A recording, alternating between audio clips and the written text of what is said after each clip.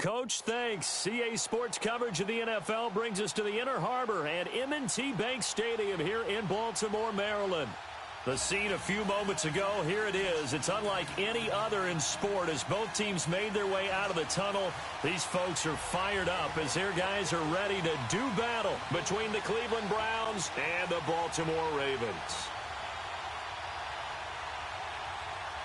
The shadow's starting to get a bit longer. Week 10 of the NFL season is here, and we're underway on EA Sports.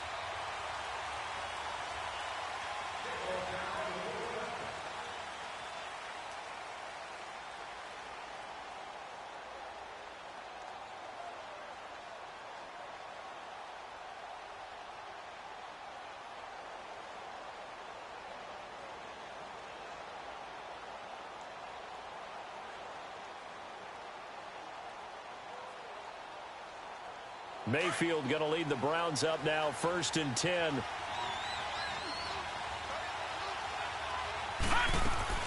Mayfield on 1st down. And Callaway taking it in left side.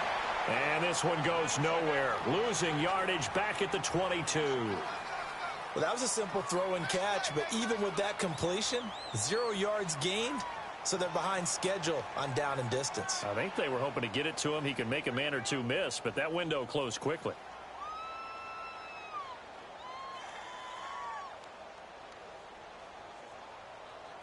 The loss of 3 on that 1st down pass play. Now 2nd and 13.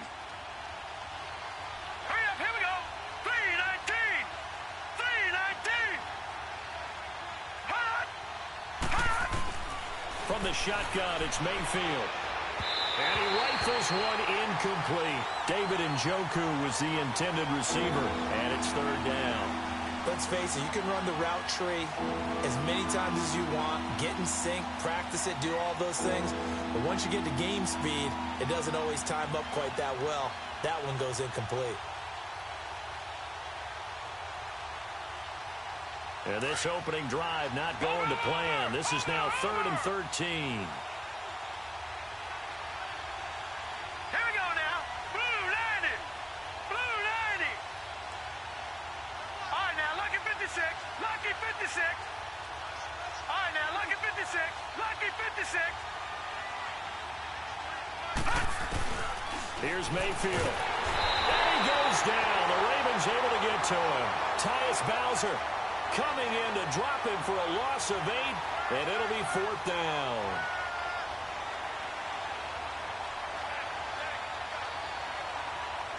So on 4th down, Britton Colquitt on to punt. Only 2 punts for him last week in the loss as he gets this one away. Fielded at the 33. A nice job on the return there, 16 yards. And the Ravens, they'll take over.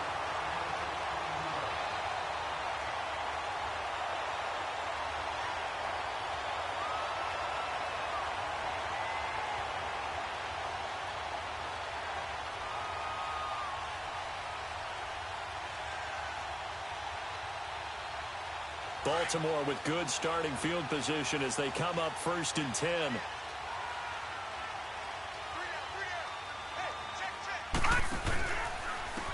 They'll try the left side. Nelson. And that one blown up quickly as he's going to be stopped before he could even get started.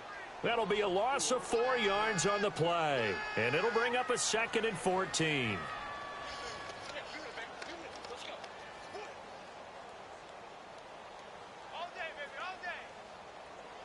So the first play of the drive lost 4. Now they'll look to move it forward here on 2nd and 14.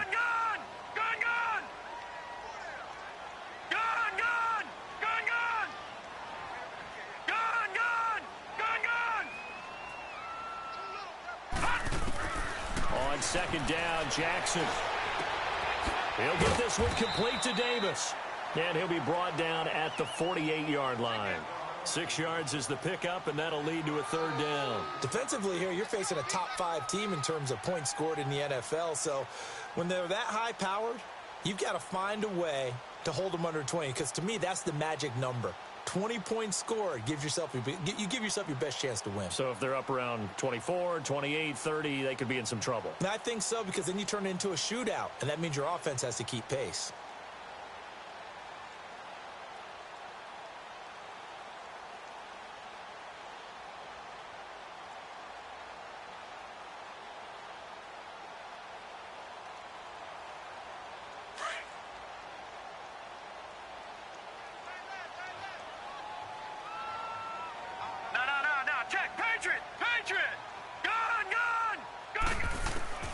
On third down, Jackson. And he couldn't hang on to it through the contact. Incomplete. You can tell they were hoping for a flag there offensively. Several on the sideline motioning. Hey, why not a penalty? Why not a penalty? What did you see? Yeah, I think you've got to let them play, and the officials are instructed. If there's contact coming from both sides, no flag. Let them fight it out. And forces fourth down. Here comes the Browns offense back onto the field. And, Charles, if the season ended today, and it's not going to, we still have December left. More football. We're only in November. But they would be a wild card team. And that's great. They'd be in the playoffs, but you know they're trying to bump up to be one of those division leaders. That guarantees you at least one home game in the playoffs, and that's what you're really seeking. But there also isn't much margin for error for this team, right? Because right where they're sitting, a two-game losing streak could have them out of the playoffs.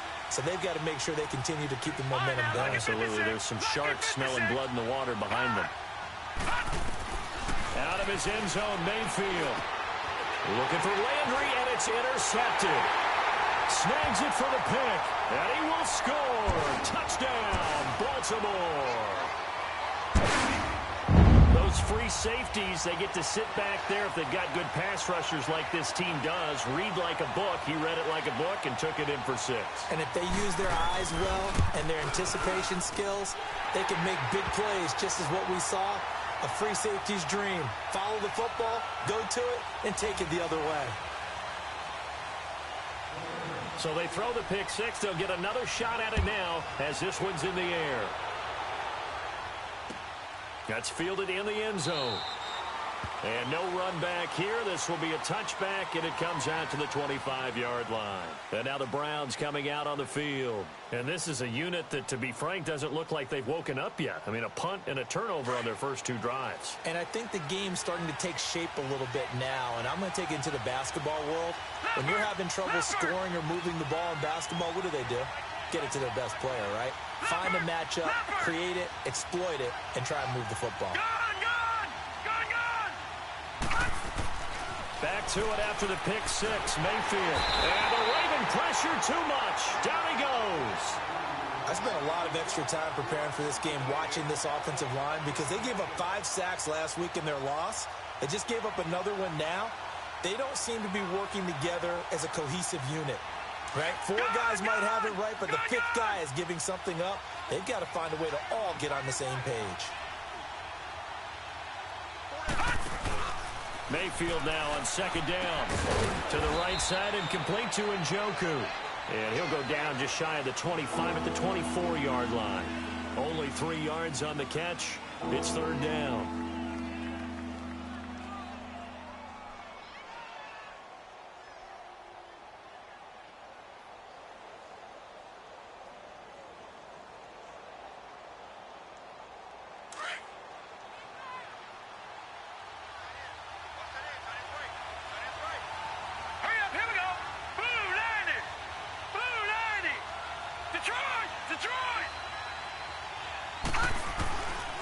Third down, Mayfield.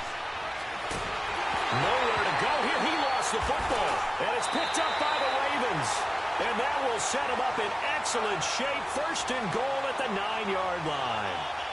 He let one slip away last week as well. So now 2 fumbles lost in as many weeks. Well, we were out at practice, and we watched him work. And what did his quarterback coach talk about all week? Being a 2-hand monster. And we looked at each other. 2-hand. Oh, I get it. 2-hand monster. Both hands on the football. Taking care of it. Putting it away so the ball doesn't get dropped. And only about a yard there as he takes it from the 9 to the 8. Defensively, pretty good start there with their backs against the wall. That's a win for the stop troops right there. And if I'm them, I get a little bolder now. They won the first battle. Keep coming after them. Put the pressure on them. Detroit! Detroit! Gone! Gone! Gone! Gone! Now Jackson on second down. Looking left sideline, but it's incomplete. They may be snapping the ball near the goal line, but all you're thinking defensively, keep them out of the end zone. Force the incompletion, force them into going for 3, and not giving up 6.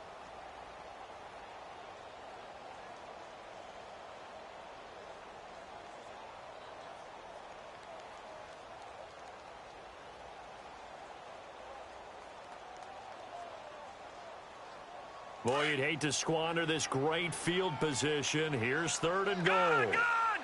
Gone! Gone! Detroit! Detroit! Gone! Gone! Gone! Gone! From the gun, it's Jackson. Flush to his right. He may try and run. Diving for the end zone, and the ball's knocked out. And that will get out of bounds. Lucky there. They keep possession inside the 5. He'll wind up getting 4 yards there on his own, but it also brings up 4th down.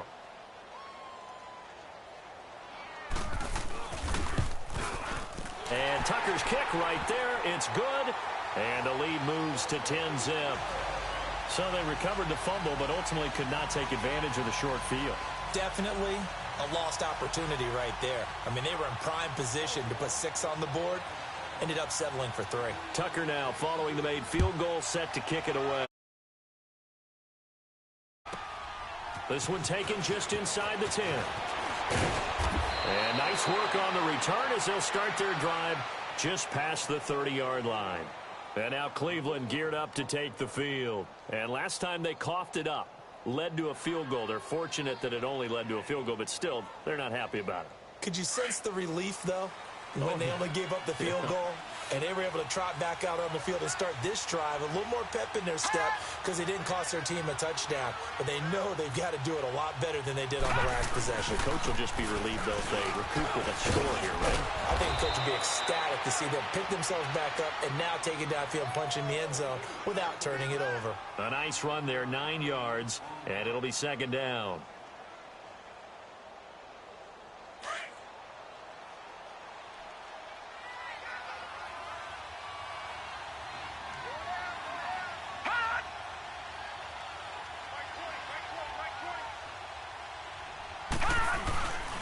Second down, 5. And he'll be taken down at the 46-yard line. It's a pickup of 6 and good enough to move the chains. Well, you're down early. How do you get back in the game, maybe establish the run? I think they're trying to do that. Now, I'm with you on that one, and what I like about the message is that there's no panic from the head coach. He's already told his offensive coordinator, let's run the football. Let's get things settled down a little bit. And he goes down. The Ravens able to get to him. A rough couple of weeks for the man under center. 5 sacks last week, 4 now this week. Do you try to design some quicker developing plays if you're an offensive coordinator? I think you do that. I think you also change his launch point at times. In other words, move your pocket to the right, to the left, roll him out, bootleg it. Do some different things so they can't just rely on the fact that he's going to take 3 to 5 steps back in the pocket and line up and throw the football. Yeah, current formula is not working right now.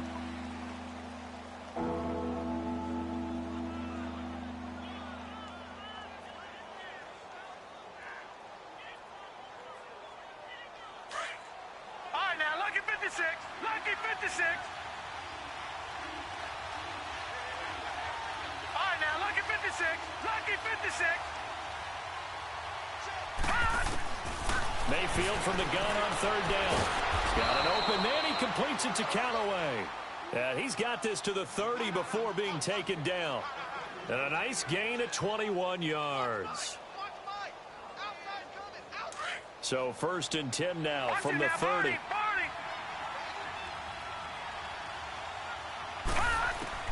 First down, Mayfield. And he is into the end zone. Touchdown, Cleveland. Jarvis Landry, his third touchdown now on the year. And the Browns have cut it back within a score.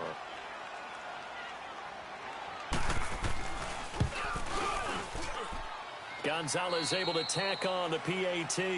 Back with Charles Davis, I'm Brandon Gaudin. The Browns with a football to begin quarter number 2, as we'll see one following the score on the final play before break.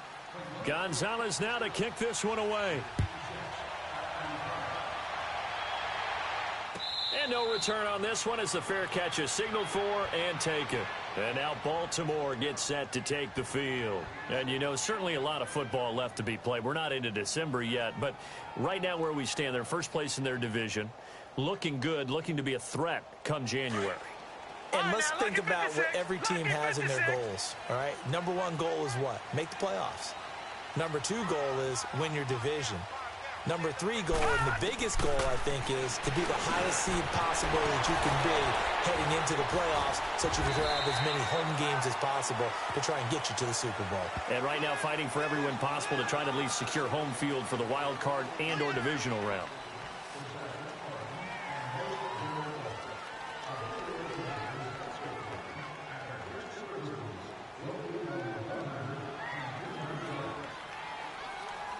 Now it's 1st and 10, a big mistake, especially when you factor in the personal foul yardage. They'll throw on 1st down with Jackson. Throw right side caught by Davis. The completion good for 3, and it's 2nd down. One thing you're hoping for when you run drag routes, you're able to hit a receiver in stride, and he can pick up a lot of yardage after the catch. But in this situation, the defense was effective, able to stop him before he could get a good head of steam going. That 1st down completion only netted him 3. 2nd and 7. Here we go now. Blue 90. Blue 90. Gun. Jackson from the shotgun. Toward the sideline, and look at that catch. Dragging the toes, and that's going to be a 1st down. Well done. A really good pickup of 28 yards. Detroit! Leopard! Gun!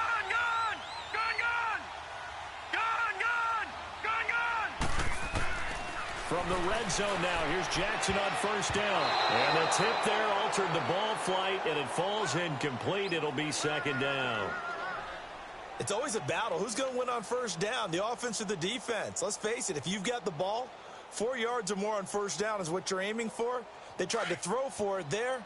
Nice effort to knock that one away and bring up 2nd down. After the incompletion, here's 2nd and 10 from the 20.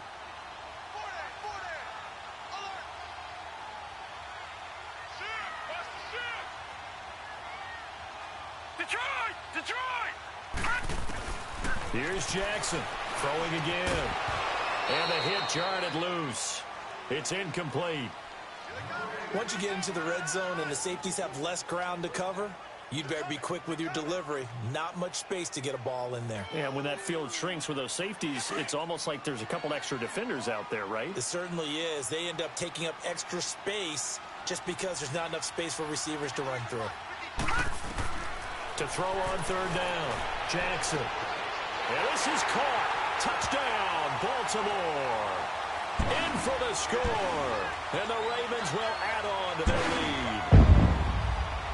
And he's a little bit on the shorter side as a receiver. Maybe sometimes for the defense, tough to find the little guys, right? Yeah, sometimes they get lost in the traffic, but usually what it means is that rather than just winning with height or even speed, they use their quickness to find a way to get open. Well, tall, short, wide, skinny, whatever, there it results in a touchdown.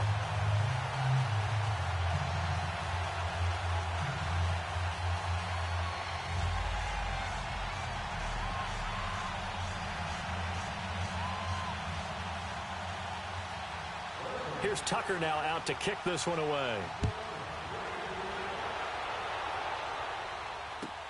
This is taken about 7 yards deep. And the Browns getting set to go. I guess they have to feel a little gratified to at least get on the board last time, but still work to do. No doubt about it. I wonder now if they're going to try to increase the urgency a little bit, maybe pump up the pace, maybe go 2-minute. Who knows? Let's see what they decide to do. Mayfield going to lead the Browns up now, 1st and 10. All right, now, lucky 56. Lucky 56. On 1st and 10, Mayfield. Rush coming, and he's taken down. Brandon, if I'm an offensive coordinator and I see an all-out rush like that, I file it away because I'm going to use their aggressiveness against them as this game goes on. I'm going to hit them with a screen soon. Mayfield looks to throw. Eluding the pressure right. Over the middle and into the hands of his receiver, Landry. And they'll bring him down at the 27-yard line. 8 yards on the completion, but now they face 3rd down.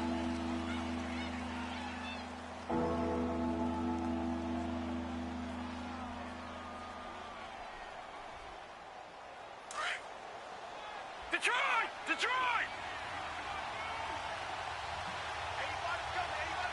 Hurry up, here we go! 319! 319! Watch it now, Barney! Barney! Working out of the gun, Mayfield. Escaping the pressure right. Hard throw, incomplete.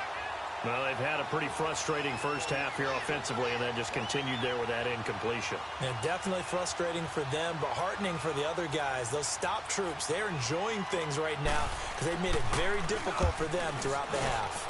He gets this one away, and boy, it's another boomer. And now Baltimore gets set to take the field. They're starting to pull away with this one. Early on that first quarter, they didn't look so great offensively. What has changed? Sometimes it's just a matter of doing what you plan to do better. Sometimes you just put that all together and you execute. Other times it's just in a simple adjustment in your game plan, finding a spot that maybe was a little weaker than maybe you thought, and going to that. So many different things, so many different ways, but right now, you got to like what they're doing. They have put distance between themselves and their opponent. Looking to add on here in the second quarter. What's the old expression, 3 yards in a cloud of dust? In this case, it's dust-covered pellets. It's no longer that old grass that we used to play on, right, and chew it up. Now we've got that artificial surface. You see the pellets go up. Still a nice play by the defense. On 2nd down, here's Jackson. Got him in. It's Brashad Perriman. That goes for a gain of 31. There will always be a place for methodically marching the ball downfield. But when you can pick it up in big chunks and strike like that, have explosive plays, that's often the difference in winning and losing. Those types of plays that can knock a defense off balance, that'll drive a team towards a victory. Steps away, and he can't find anywhere to go with it, and he goes down. I know there would be a little bit of criticism there because they went right back to the air after the huge pickup and ended up getting sacked. That's often a play that you make. You feel like you've got momentum on your side. Unfortunately, the O-line failed to hold up to try to keep that momentum going. So now 20 yards to go on 2nd down after the sack. Work to be done. All right, now, lucky 56. Lucky 56. Detroit! Detroit! Jackson now. He sets to fire deep. And they went for a big play through the air on 2nd down. Couldn't connect. Now it's 3rd. And Charles, got to like what this defense has been able to do these last couple of plays. Yeah, they get the sack on 1st down. Then they force the incomplete pass. Now they're just a play away from getting the football right back. But it's a big play. They've got to hold up.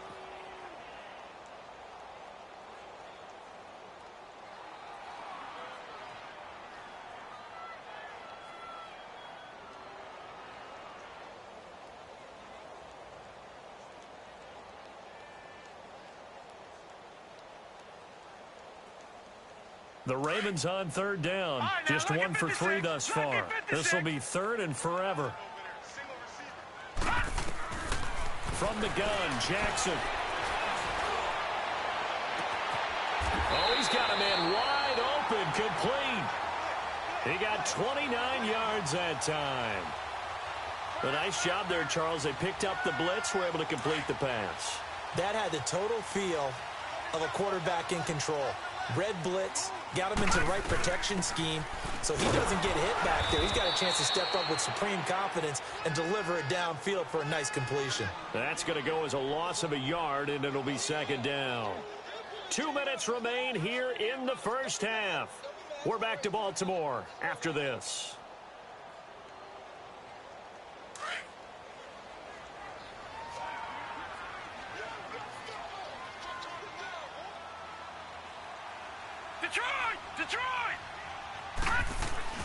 To throw on second down.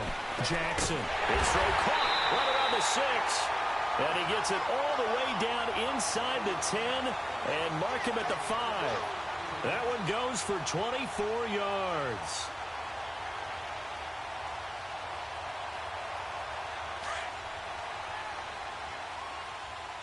Watch him now, Barney! Barney!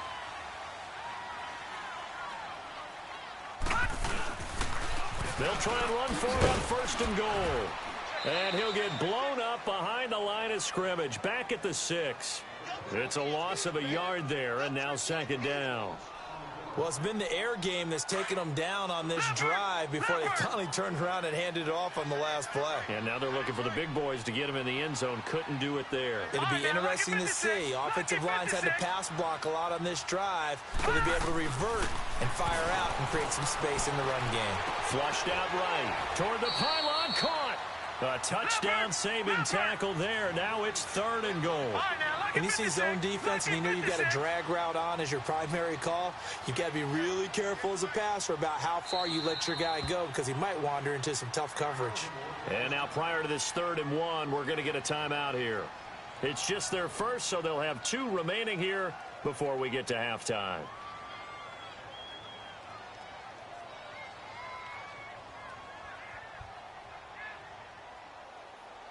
The Ravens on 3rd down. They've hit 2 for 4 thus far. They're looking at a 3rd and goal here.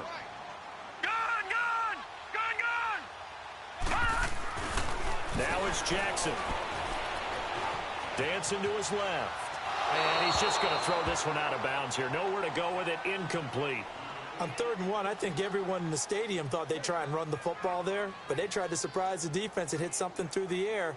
Instead, it results in an incompletion.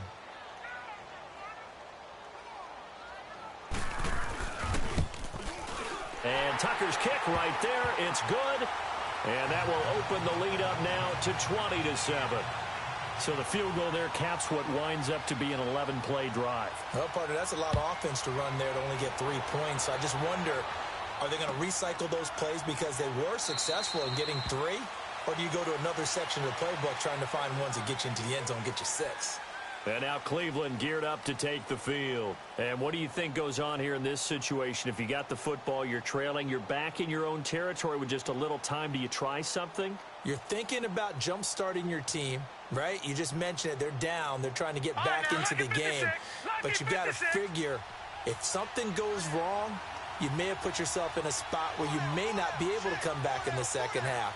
Managing risk, this is a big decision here. A run for Nick Chubb. And some space here. And they nearly get this all the way to midfield. Mark him down at the 49. And now before this first down play, we're going to get a timeout here. As they get the stoppage with just under 50 seconds remaining in half number 1. So one play, and they're already just shy of midfield. Mayfield now looking to throw on first down. He couldn't quite hold it. Got hit. Ball pops out. Incomplete.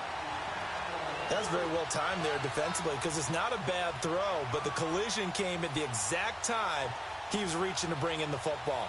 Really, really well done. Decent offense, just better defense. I think you're right. After the incomplete pass, here now is 2nd and 10.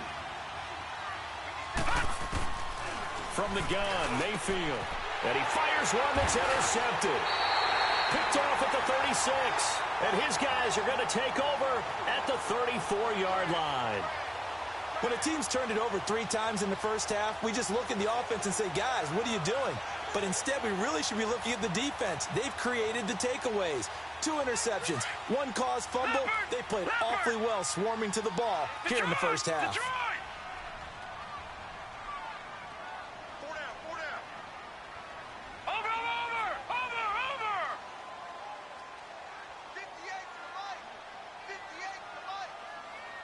Detroit! Detroit! After the interception, here's Jackson. Caught right side, Davis. And he gets this one to midfield before he's brought down. 16 yards right off the bat and a first down. Right after the turnover, they come out throwing. And that means it's a sudden change situation. We used to practice it on defense. Sudden change, get out there, stop the offense.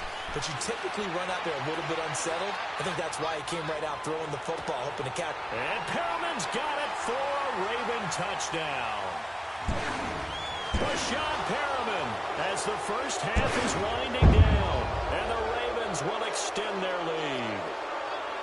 I heard a coach talk about those late-in-the-half scores, especially ones that give your team a pretty decent cushion. He said those could be the ones that could finish off a squad if you let them. Yeah, they've got the cushion. This half has been theirs. Tucker able to connect on the extra point, and that pushes the lead up to an even 20.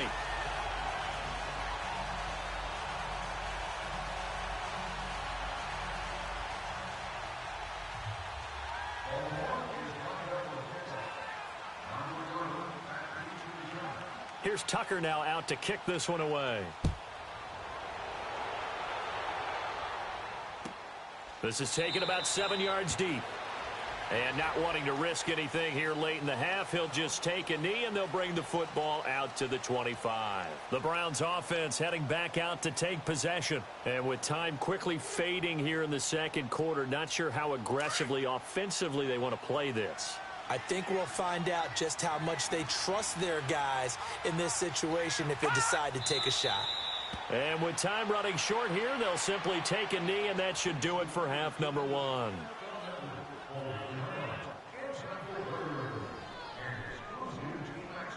So we're at halftime here in the Inner Harbor with the hometown Ravens on top. As we'll send you down to Orlando, and we check in with Jonathan Coachman for our EA Sports Halftime Report. Coach.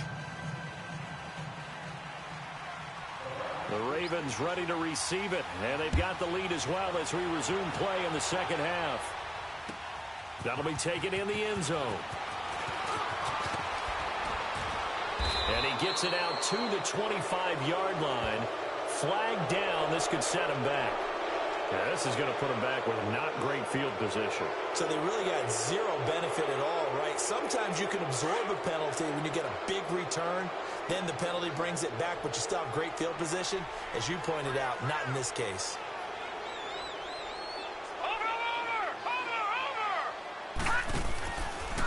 They'll try the left side. Nelson. And he's going to lose yardage here back to the 12-yard line. It's a loss of 4 there, bringing up second down. While that play was unsuccessful to start the second half, I'm not sure that you just totally abandon what you do running the football. Maybe you make some adjustments in your run game and do things a little bit differently, but that doesn't necessarily mean you just go to the pass and do nothing else. Well, the first play of the drive lost 4. Now they'll look to move it forward here on 2nd and 14. Jackson now looking to throw on 2nd down. And Davis has it over the middle. And he'll be brought down, it looks like, right at the 15. 4 yards on the completion, and it sets up a 3rd down.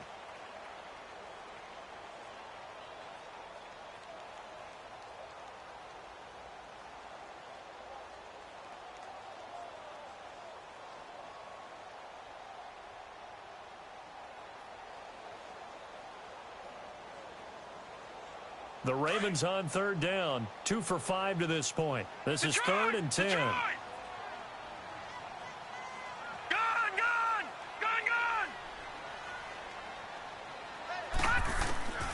Now Jackson operating from the gun. It's caught. Nelson.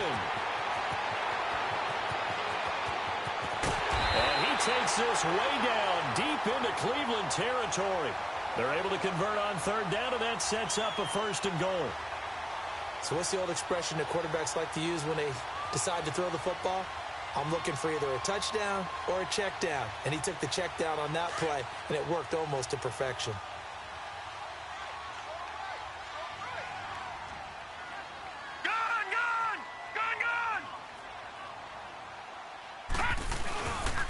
They'll try and run for it on first and goal. Trying to get out wide, but he's going to be tackled right near the line of scrimmage. They'll say no gain on the play, and it'll be second and goal. Now, before this second down play, we'll get whistles and a timeout. It's just their first, so 2 remaining as they burn one here in this third quarter.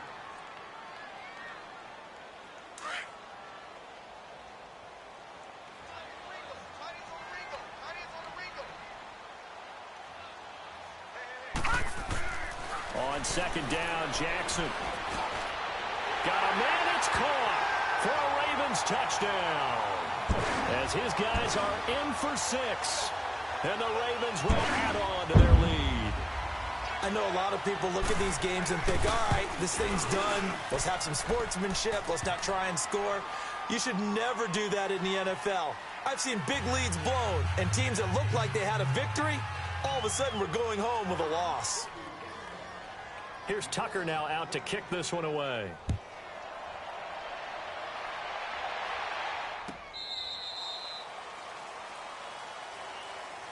Here's the Browns now. They get set for their first possession of the third quarter. They trail offense, first time to touch the ball in quarter 3, and we'll see what they can do.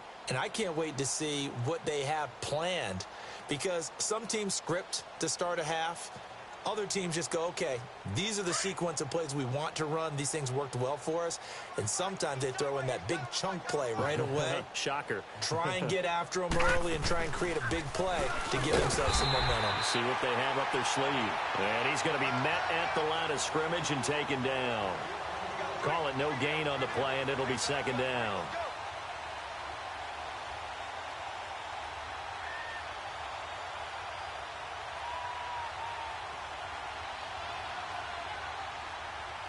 They had the run for no gain. Now they'll try again from the 25 on second and 10. Hurry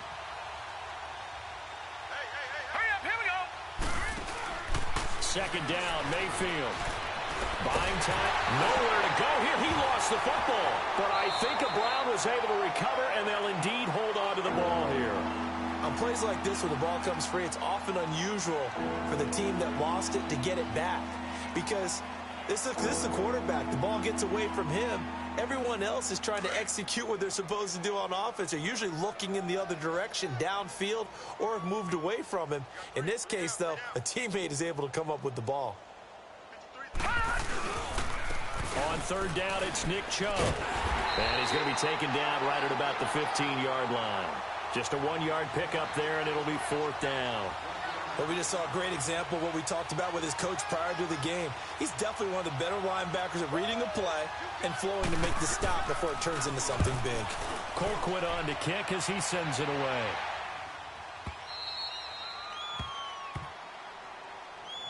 And now Baltimore gets set to take the field. And that last drive, a long drive, but not just that, they had a great air attack going. Do they stick with that?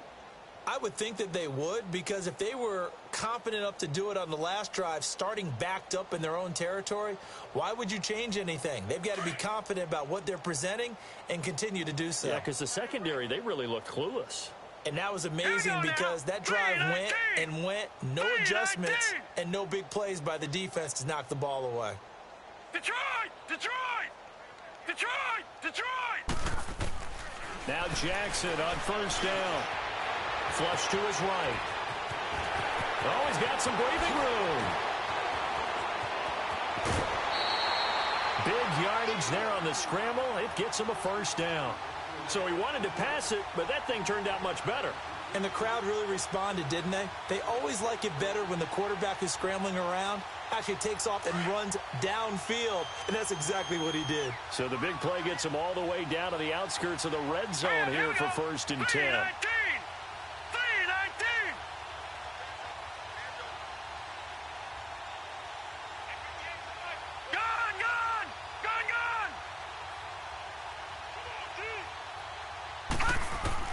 Throwing on first down, it's Jackson. Pressure applied, and he's going to be taken down. They sack him back at the 33-yard line. Man, he got in there so quickly, Charles. What could the offense have done to adjust and account for that? But what you're hoping is that you figure out and you see and get a clue that maybe there's going to be some pressure coming at you, and you change the blocking schemes. Maybe you go to max protection. The biggest ones, maybe you bring your running back in to try and keep you clean. But in that case, that didn't happen. Zero accountability, and a sack resulted. And he'll work it inside the 30 to the 29-yard line. Only 3 yards on the catch. It's third down. The Ravens on third down. They've hit it 50%, 3 of 6 to this point. This is 3rd and 16. Detroit! Detroit! Detroit! Detroit! All right, now, lucky 56. Lucky 56. To throw is Jackson. From the gun, he'll throw. Looking for Perriman there. He's got him. And on this one, he'll get to the 15, right at the 15-yard line. It'll be a pickup of 14, but they're still a little bit short as it brings up 4th. Gun, gun! Gun, gun! Gun, gun! Gun, gun! They'll try and throw for it with Jackson. That is caught. It's Perriman. And he'll be taken down at the 2-yard line. Some collective exhales over there on the sideline. A big pickup through the air on 4th down to bring up 1st and goal.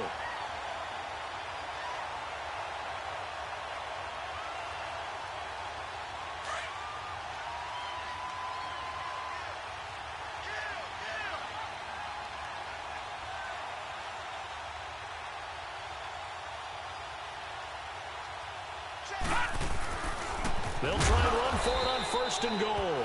And he is met quickly in the backfield. Down he goes, folded like a lawn chair.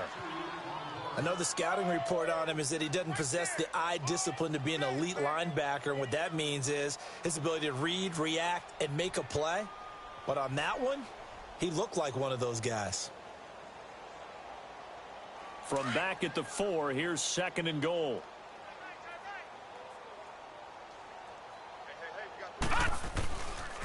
They get it to him running left. And he will take it in for a Ravens touchdown. Keith Marshall, his first touchdown on the year. And the Ravens add on.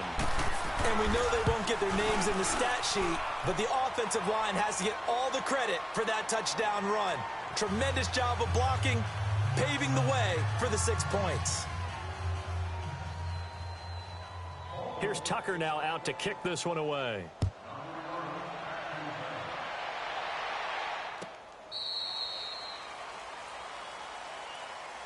Now the Browns offense, they get ready to head back onto the field. And on the last go-around, they really couldn't get anything going. They had to punt from deep inside their own territory, which means you're going to lose the field position battle as a general rule. What they're looking for now is a little more consistency, move the ball at least a few times on offense, get a couple of first downs, and hopefully flip the field. Well, just something to build off of. That's what they're looking for here. Now, the first play of the drive there is incomplete. And that's one he's got to be happy to have back. There wasn't a hole open in the zone. You'd have to think on early downs like that first down there, need to be a little bit more careful. Yeah, fortunately for him, got a couple more downs to play with. Here we go now. Green 39. Green 39. On 2nd down, Mayfield again. Throwing deep here for Coleman. And for a 3rd time tonight, he's intercepted. Picked off by Marlon Humphrey. And he will take this all the way down to the 38-yard line. Well, that's a drive killer right there. Not a really confident throw either. This one was kind of up for grabs, and it's going to come down the hands of the wrong team. So here's a 1st and 10 at the 38.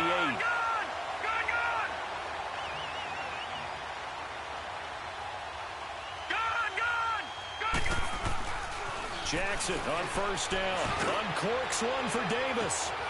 And this is caught. Touchdown, Baltimore. In for the score. And the Ravens turn that interception into a touchdown. You have fun with this one, partner? I am. I mean, he's been fun to watch under center. We always talk about, getting to the next level, right? When we see people get into the zone, This guy's in the master class right now. What a performance he's putting on, just carving them up. 4 touchdown passes. Carving him up is right. Seems like everything he throws is going to be a completion and going in the end zone.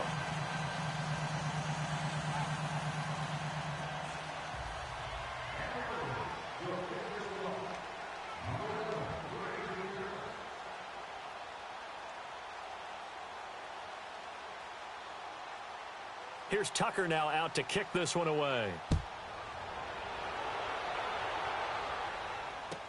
This is taken about 7 yards deep. And this return net's positive as he gets past the 25 and up to the 27-yard line. And now Cleveland geared up to take the field. And following the interception, just any interception, are you a little bit more cautious when you start that next drive, or no, you just throw that out the window? I think you are. I don't think that there's any way you can run back out there and go, totally didn't affect me. Let's just go ahead and be loose with the football again. You're going to take care of it, but you have to be careful not being too cautious because now you can't run any offense at all. Still want to attack. We'll see how they attack them here. The drive starting with a first down, 11 yards on that pickup. We'll definitely see some open running lanes, and he's taking advantage of it right now, but that shouldn't be a surprise. Defense has the lead. They're playing for the pass first. They run again with Hyde on first. A good run there on first down, and it'll leave them with a 2nd and 2.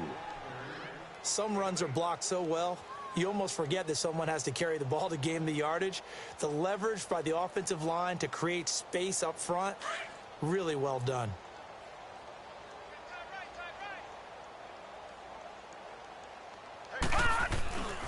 They go with Chubb on 2nd down. And no room that time, getting it to about the 46. Give him a yard on the run there, and that's going to set up a 3rd down and 2. Oftentimes we praise an offense for their variety, being able to hit people with the run and the pass. But in this game, how about what we're seeing from the safeties? They are all over the field. Doesn't matter if they threw it or if they're trying to run it. I don't think we've ever awarded an MVU, most valuable unit, but you're right. It might go to them in this game. I like that. MVU. Well done. Boy, and now they can't even get a play off. He didn't even try to signal for a timeout, so they must have not been aware of the numbers. I think he lost track of the time left in the play clock and probably was trying to read the defense and trying to figure out which play to run and just lost track, and it cost him.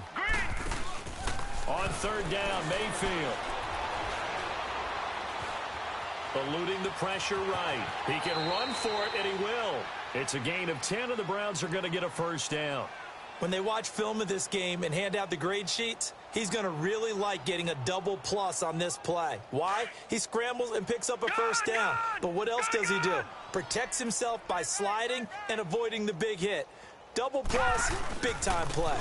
On 1st down, they'll run with Chubb. And able to push his way forward here for a good little gain. It's a 6-yard pickup, and it gets him to 2nd and 4. This drive is pretty clear. Almost feels like old-school fundamentals, doesn't it? Want to impose their will on the defense. What's that, 5 straight runs? Yeah, 5 straight carries to start this drive. And like you said, the way it's working, they may just stick with it.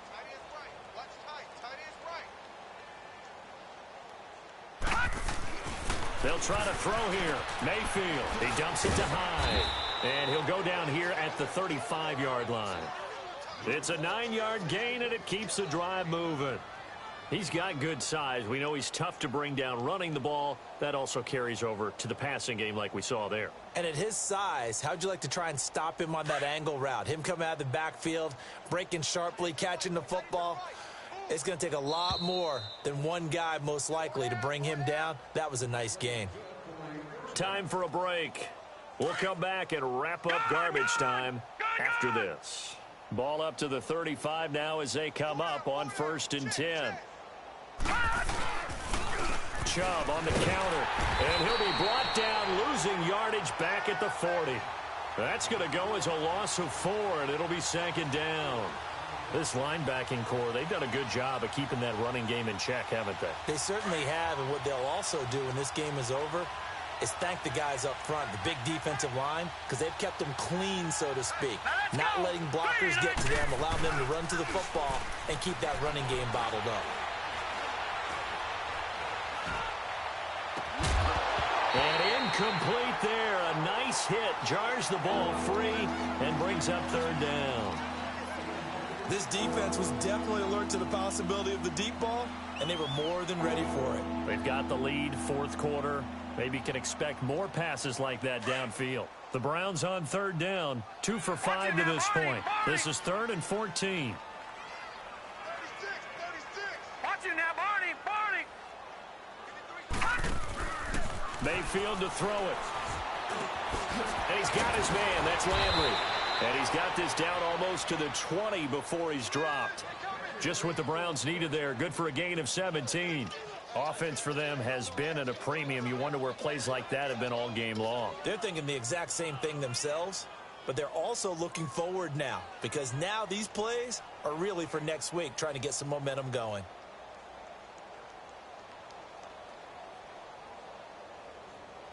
This quarterback now, 5 straight completions here in this second half. 1st and 10. 3 down. Now with the play clock down to 2, we're going to get a timeout here, as they'll stop it with 25 ticks remaining on the clock.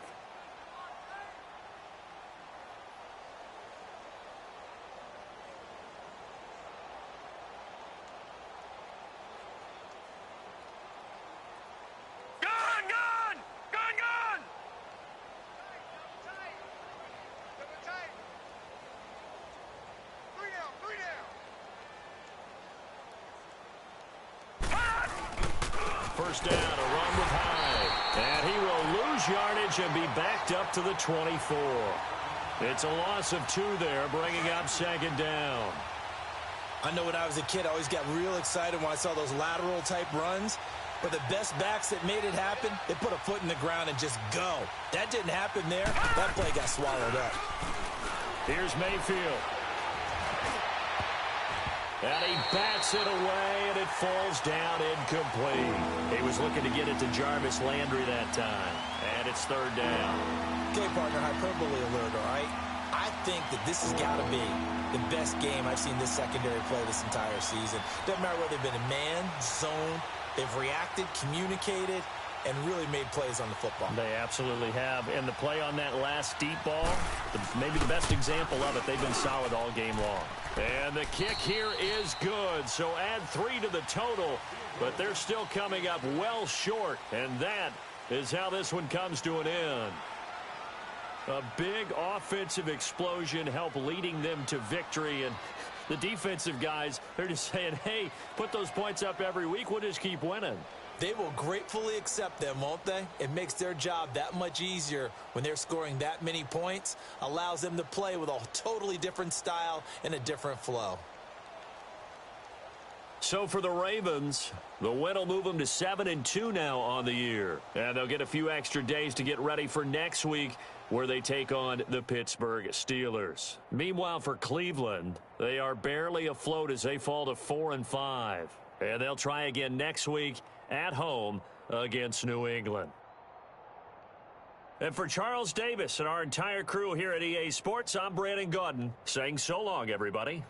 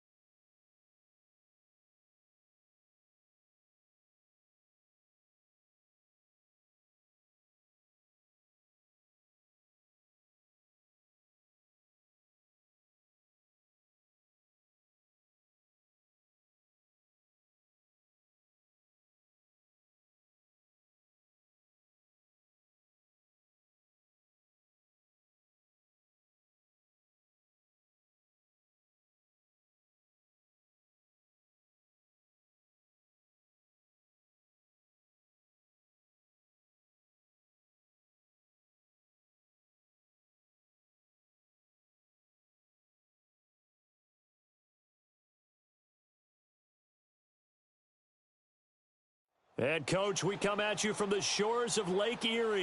EA Sports has the coverage of the NFL from First Energy Stadium here in Cleveland, Ohio.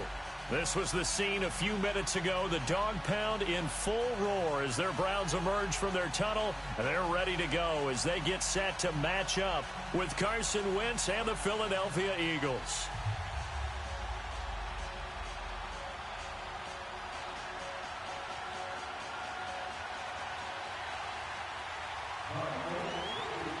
Here's the kicker, Jake Elliott, ready to get this one started. And off we go from Cleveland.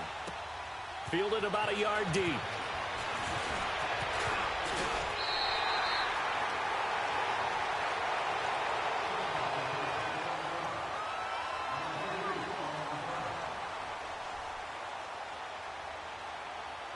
Mayfield going to lead the Browns up now, 1st and 10.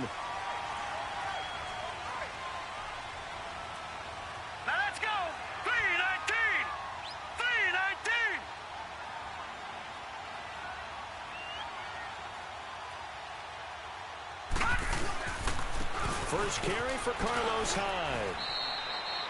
Give him 3 on 1st down. It'll set up a 2nd and 7. Well, I think that's what they're going to need to do here in the first half. You've got to take some pressure off of this young quarterback, and no better way to do it than to establish the running game early.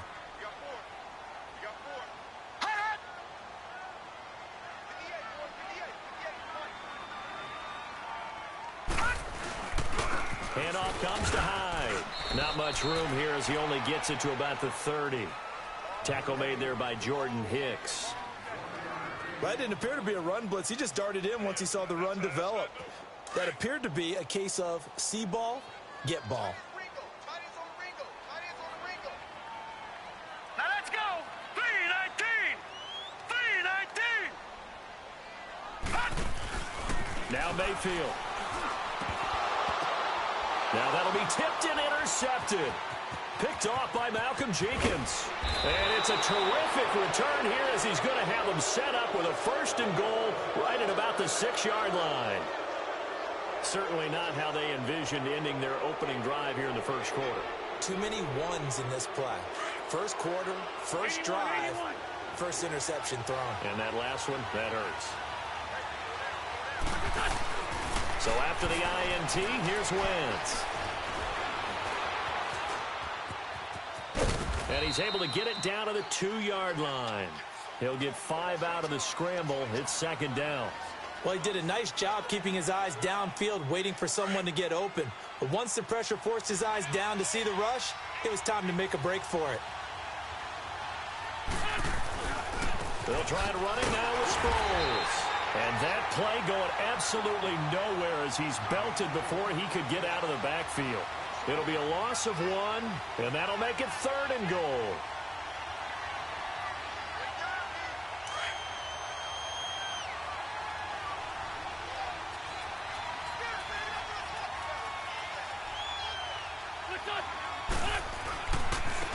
Sproles. A loss of a yard, and it brings up 4th. This drive started with 1st and goal. Now that it's 4th and goal, anything less than a touchdown would feel like a letdown to me. And the kick by Elliott is good. And the Eagles, they take a 3-0 lead. They got the interception, but very little movement after, and that forces him to settle for 3. And it does feel like settling when that happens, doesn't it? It certainly does, but we got to give a lot of credit where it's due, and that's to the defense because they ran onto the field. It's what we call sudden change, right? Interception, you got to go put out the fire, and they did, holding them to a field goal.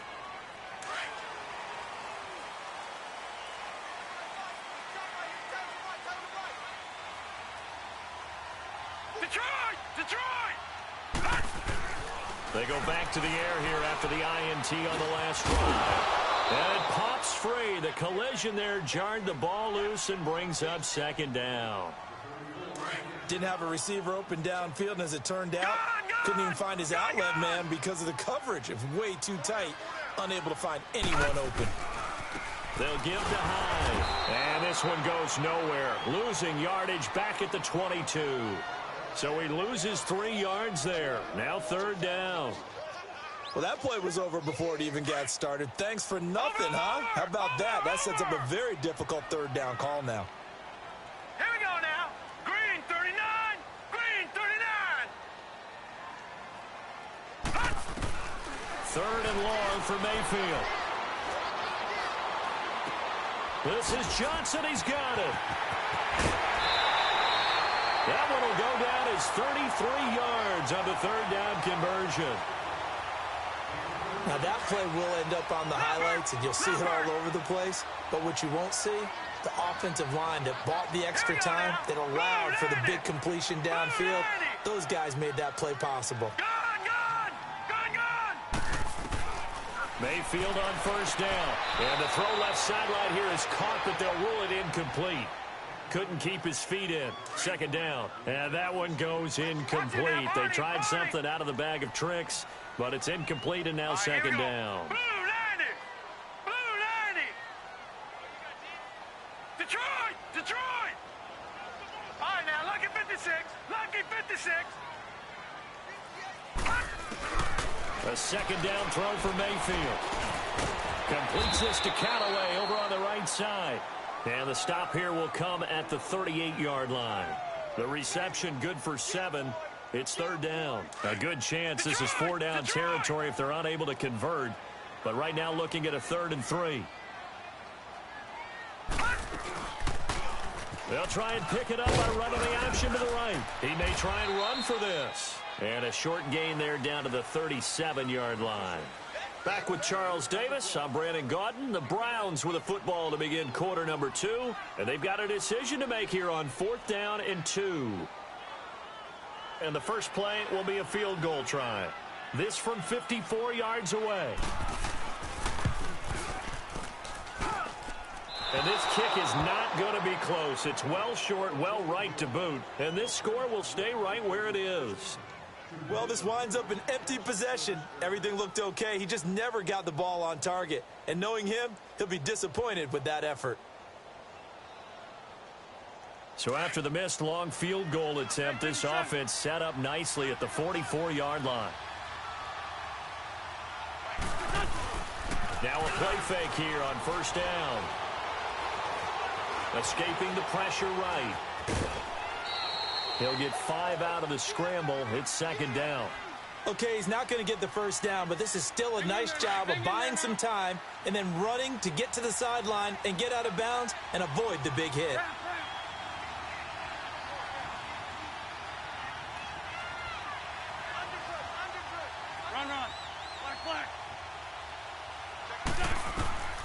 On second down, here's Wentz. Nowhere to escape, and he goes down. Christian Kirksey coming hard on the blitz. He dumps him for a loss of 8. Pressure can come from all over when you're plotting a defensive strategy. On that particular play, it just came from the outside. Play action to Sproles. Wentz. And that's caught inside the 35. And he'll go down, but not before getting this inside the 30.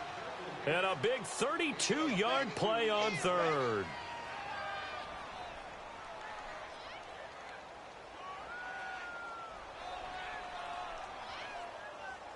So now then, the big play has him all the way inside the 30 now, 1st and 10. Wentz now on first down. And he's got his man on the out route. They get 10 more there, and I believe that'll be enough for another first down. It will. That was a route run not just with dexterity, but with intelligence.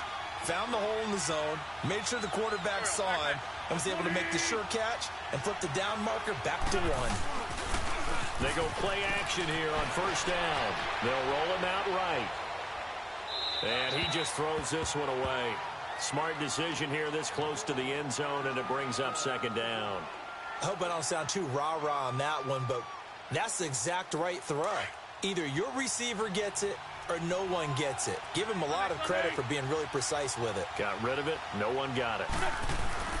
Wentz will try again on second down.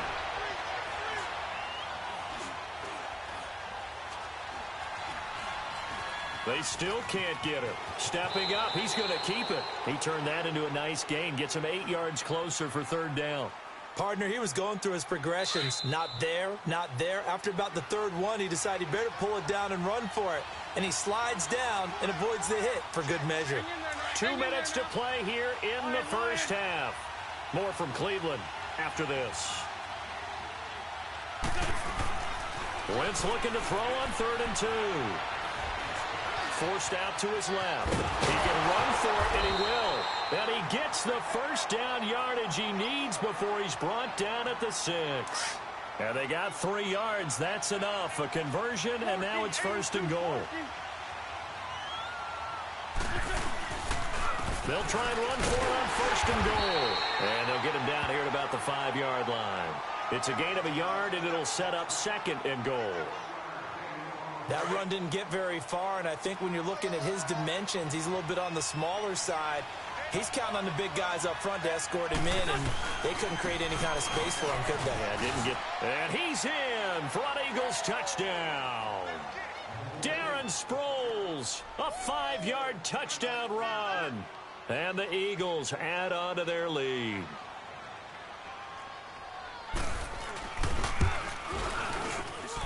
Elliott good on the extra point, and the lead grows to 10-0.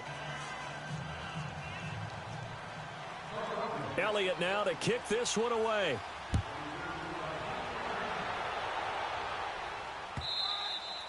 And that'll carry over the back line of the end zone for a touchback. Heading out as the Cleveland offense now as they get set to take over here. Last time out, they had that long 50-plus yard field goal that they missed. And I'm sure on their sideline they're thinking to themselves, okay, do we still want to try one if we're in that position again? And I would dare say that the answer would be yes. They're going to have a lot of confidence in their kicker. But just to be on the safe side, I'm sure they told their offensive guys, can we get a little bit closer this time? Closer. Yeah, well, you know, I'd rather get in the end zone first and foremost. But if all else fails, less of a field goal attempt for him. So quickly all the way up at the 40-yard line. On 1st and 10, Mayfield. And he's got his man on the crossing route. That's Landry. And he is out of bounds, but not before he's inside the 30. An excellent pickup at 34 yards. So now then, the big play has him all the way inside the 30 now, 1st and 10. Mayfield now looking to throw on 1st down. Looking for the end zone. So they took a shot on 1st down, but couldn't connect. Defensively, Charles, they continue to really limit this offense as far as yardage goes. Yeah, you're exactly right. They've been assignment sound, staying in their lanes, keeping proper leverage, and communicating well, too. His throw incomplete. But one thing that I've liked defensively is that they've shown him a lot of different looks here in the first half. They've come after him. They've sat back. I think that's what you need to do to keep an offense guessing. And they certainly have kept them on their toes. That's why they haven't had much success on the scoreboard. Throw left side complete. It's Higgins. Oh, no. And he'll take it into the end zone for a Browns touchdown. Rashard Higgins, 26 yards. And the Browns are back within a score. So it goes for a rookie quarterback. He had the INT earlier in this first half, but he bounces back with a touchdown pass. And you have to like the mental acumen, the toughness, the fortitude of him, because oftentimes for a rookie, you throw an interception early, you're taken right out of the game, or mentally you check out a little bit. Give him a lot of credit for bouncing back. And a good effort on the return there. Gets him across the 30 to the 33-yard line. Philadelphia's offense taking the field here again. They got some tough news on October 8th after the Week 5 game. Jay Ajayi, torn ACL. So what does that do now for the Philly run game? Well, ostensibly everyone would just move up a spot, and they would still feel pretty solid about how things are going. But the other guys have been banged up a little bit, too, along the way. Corey Clement, who was the undrafted free agent who caught a touchdown pass in the Super Bowl last year, he's been battling some injuries. So is Darren Sproles. Remember, they lost him for much of last season on their run to the Super Bowl. He's been beat up a little bit. Wendell Smallwood has been getting the bulk of carries and bulk of plays. Had a touchdown against Minnesota last Sunday. He may have to be the primary ball carrier in the near future. 2nd and 10 from the 33-yard line. Wentz again here on 2nd and 10. And he's taken down. This will be a Browns sack. Christian Kirksey.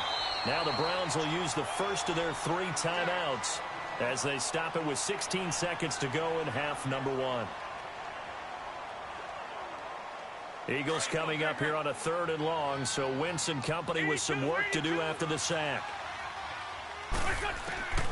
From the gun, it's Wentz. He finds Aguilar over the middle. And he's able to take this one up to the 35-yard line. And they're going to take a timeout defensively. So with 4th down coming up, they go ahead and burn it and say we'll see what happens. So here we go. The offense is going to stay out there. They're going for it on 4th and 8.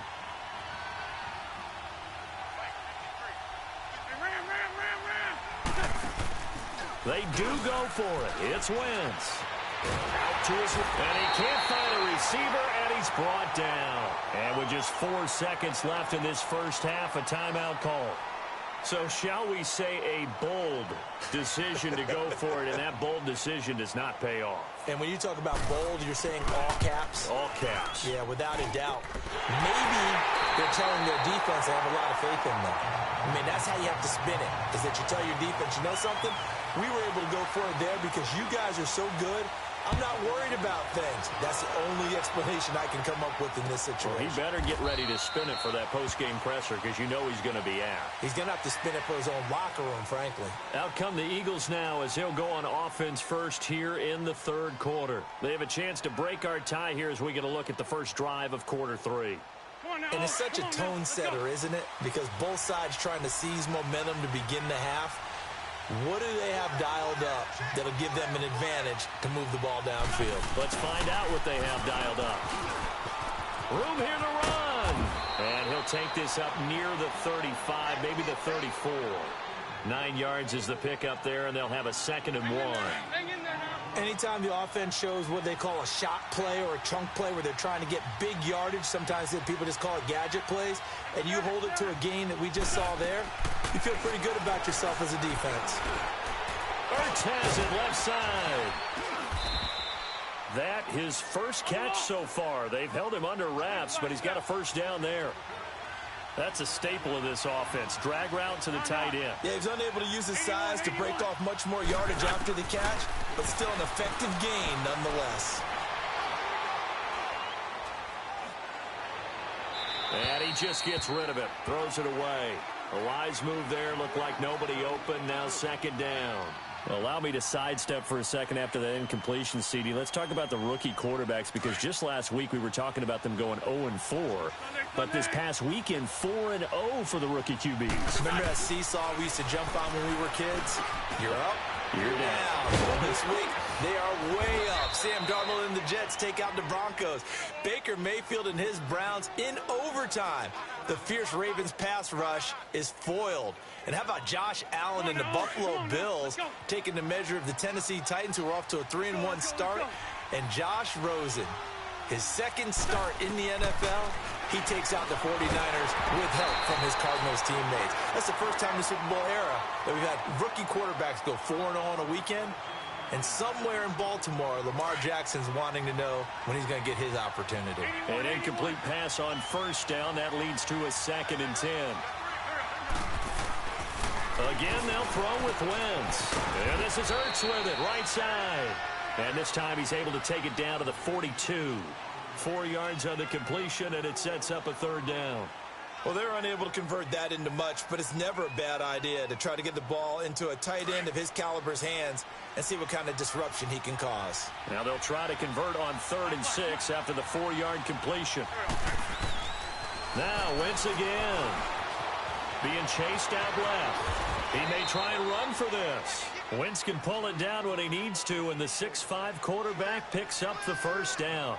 We have so many different terms for 3rd down, 3rd and short, 3rd and long, 3rd and manageable. How about 3rd and medium? Because that's what this one was. The defense looked like they had him hemmed in, but he gets away, evades the rush, and picks up just enough for the first down. Jeffrey with a catch left side. It's a gain of 11 yards that time, and it produces a new set of downs. Alshon Jeffrey so dangerous even when a defender's near him. He's got such a big body. ability to run, positions himself well, excellent control, and you're exactly right. Even if people are draped on him, he often comes up with the catch. He really symbolizes what people are looking for in receivers in today's NFL. 5 yards on the catch there, brings up second down. 2nd and 5 after the 5-yard completion on first down.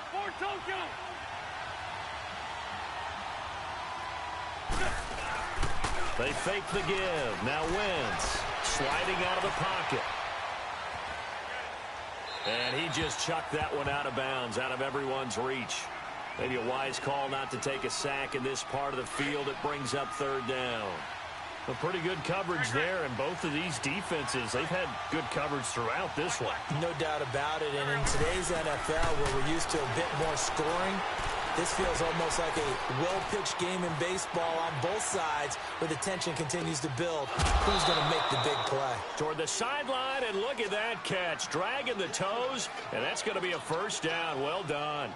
They're able to convert on third down, and that sets up a 1st and goal.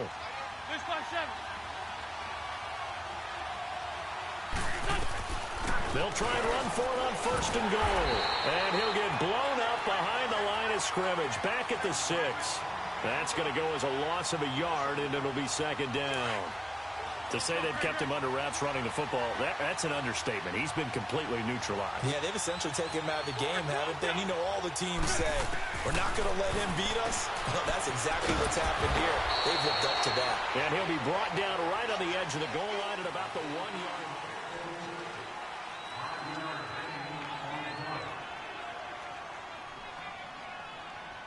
They've been so good on third down all day long. Can they convert another here on 3rd and goal? They come out here in the eye. The first carry for Josh Adams. And he's in. Touchdown, Eagles. Josh Adams punching it in from a yard away. And the Eagles have moved out in front. Well, they decided to run it in and got it done on 3rd and goal. A lot of times, that's a passing play. And the kicker just has to come out for the PAT. He can breathe a sigh of relief as well, right? Although I don't know if he's really breathing a sigh of relief. I think he likes to put 3 points on his ledger. Elliott now to kick this one away.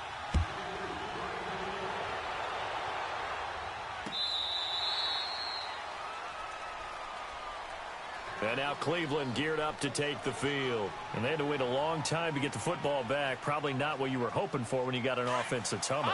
Agreed. What you were looking for is the defense getting the ball back pretty quickly, right? Hoping for a 3 and out. So that didn't happen. You can't yell at your D for that. They've got to take care of their own business and reestablish themselves now that they're back on the field. Throwing right, and that's complete. And they get him down, but not before he takes it across the 40-yard line. Successful start to the drive, 17 yards, and moves the sticks. One play has him up past the 40 already, and another 1st and 10. A first down throw from Mayfield. And the tip there altered the ball flight, and it falls incomplete. It'll be second down. Anytime a ball's thrown in the middle of the field and it's popped up in the air, I expect someone to catch. It doesn't matter whether it's offense or defense because there's usually a great amount of bodies in that part of the field. In this case, no one came up with it. A give. This is Chubb. And very little daylight there. He'll get a couple up to the 44. Watching that play unfold and watching him complete it brought back memories of doing all those pursuit drills to make sure you don't over-pursue and let a guy get a cutback lane on you. He did that very well. You praised him on tape yesterday for the angles that he takes to the ball. Took a great angle right there. Now let's go. 3-19. 3-19. On third down, Mayfield. Oh, the ball comes out on the hit, but they'll say it's incomplete. Oh, that's got to frustrate him a little bit because they nearly got to him there, and it would have been the first sack of the game. Instead, they're able to influence the release, and they did force the incomplete pass. One score down. Here we go. They're going to go for it here on 4th down. And now we've got flags down. Looked like one of the Browns might have moved.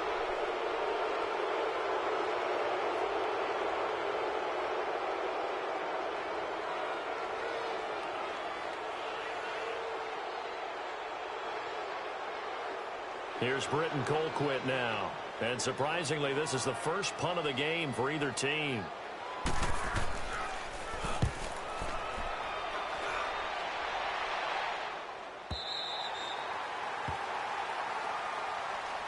The Eagles offense now gets set to head back onto the field. Right now clinging to a one-score lead, Charles, and I think operating within that 4-minute offense with a little less than 4 minutes to go applies here, right? It certainly does, and that means the playbook is still wide open. But you are a little bit more careful about what you're calling. You want plays, they're going to gain yardage, how would you say it, consistently, right? You don't need the big shots downfield, but make sure the clock continues to run. Pile up the first downs, and the goal, end the game with your quarterback kneeling down at the end, and you still have the lead. So the opening play of the drive goes backwards. Now they'll come up on 2nd and 12.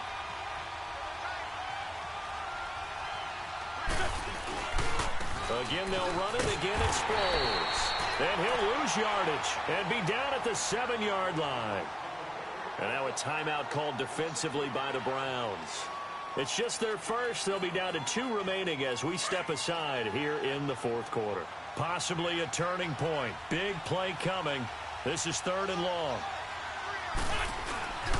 They'll run it with Sproles. And he's going to be taken down here at about the 10. Give him 3 yards there as that'll take us to 4th down. All right, that's a decent game there, but it hasn't been his best game overall. So I wonder what the mindset is of his team. Do they want him to handle the football and try and close this game out? Or are they going to make an alternative plan and maybe go in a different direction? I think they need him, and this is his time to shine. He'll take it at the 42. Nice job bringing that one back. 14 on the return. And the Browns have a short field in front of them now as they take over 1st and 10.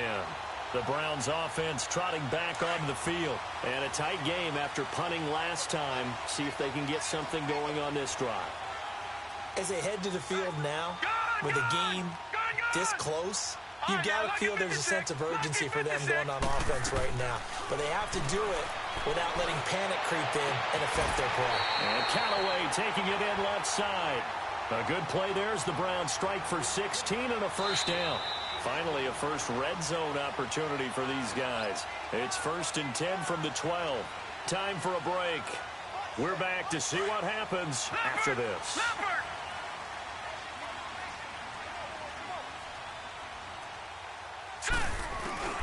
First down, Mayfield. That's complete over the middle to Callaway. And he is into the end zone. Touchdown, Cleveland. Antonio Callaway, a 12-yard touchdown grab. And the Browns are within an extra point of tying this thing up. The extra point, a vital one, and he gets it to go. And, partner, we've got a tie game here in the 4th. Set to go now with the kickoff. These two teams all even again as we continue in this wild 4th quarter. Fielded about a yard deep. And he'll be brought down at the 23, make it the 24-yard line. Philadelphia getting set to take the field and hoping to do better than they did their last possession when they punted the football. Appeal to the vanity of your offensive line. Tell them that they control your fate. Leverage guys. Win the line of scrimmage. If you do that, you start to win 1st down. You win 2nd down. And guess what? You start accumulating 1st downs. And that's what they need in order to not punt the ball again. They'll begin the drive with Sproles. And he'll take this one up close to the 25-yard line. Just a yard on the 1st down carry, so it's 2nd and 9. Well, they picked up a little bit of yardage there, and now, in this situation, should be in no hurry to run a play really fast. Let the clock wind down. 40, 82, 40. Now Wentz. Flushed out right. Now he'll go deep down the middle. Oh, this is taken in. It's complete. And he'll be taken down, but not before they work it across midfield. A very solid gain of 27. Lion.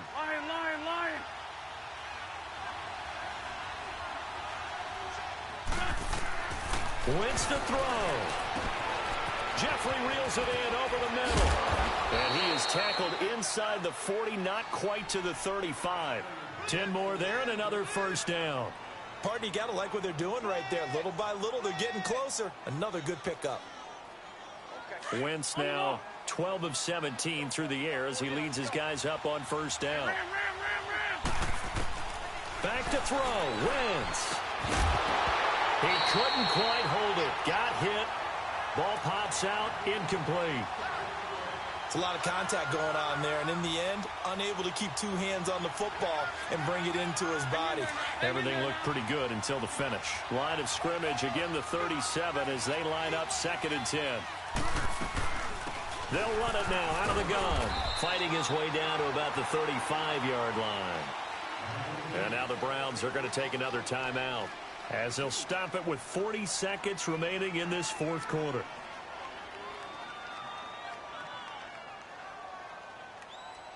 The Eagles on 3rd down. They've had good success, 5 for 8 to this point. This is 3rd and 8. To throw is Wentz. And he can't get a throw away. He's taken down. And now we're going to get a timeout here called by the defense, as it'll come with 36 seconds to go in half number 2. So the field goal unit is on the field, as this is a big spot right here. The Eagles going to take the first of their timeouts, as it'll come with 36 seconds to go in half number 2.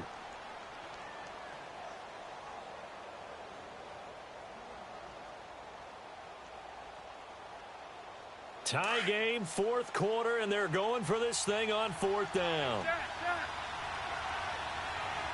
Shorty. They'll go for it. It's Wentz. And he can't get a throw off. He's taken down. What a huge play at this point in the game. The Eagles unable to convert there on 4th. And it'll be a turnover on downs. Watching that, Barney.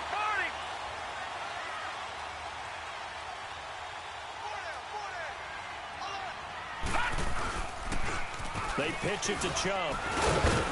And he's going to fight his way forward here for a modest gain. He'll get a nice chunk there on the first down run, and it's 2nd and 4. He was hoping to get to the edge, but they did a really nice job of forcing him back inside. That's excellent fundamental defensive football. Don't let them outside where they can really shred your defense. Mayfield. Looking left side, that's caught by Landry. And he will reach the 5-yard line.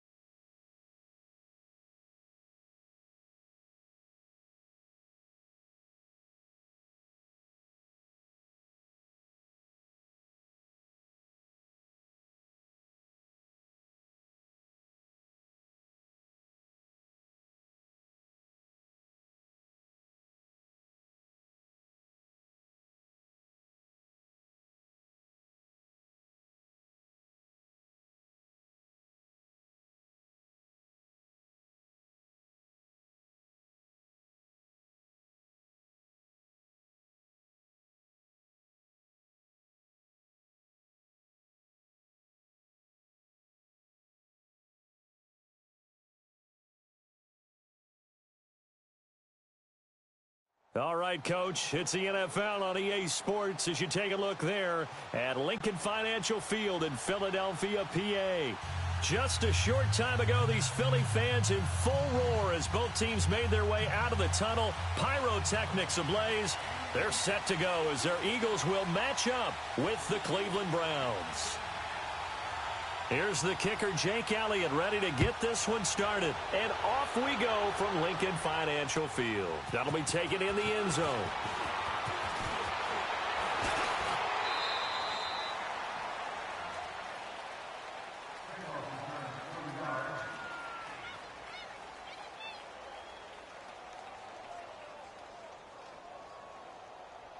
Mayfield going to lead the Browns up now, 1st and 10. Now let's go. 319. 319. And a first carry now for Hyde. He takes this for 3 to the 29.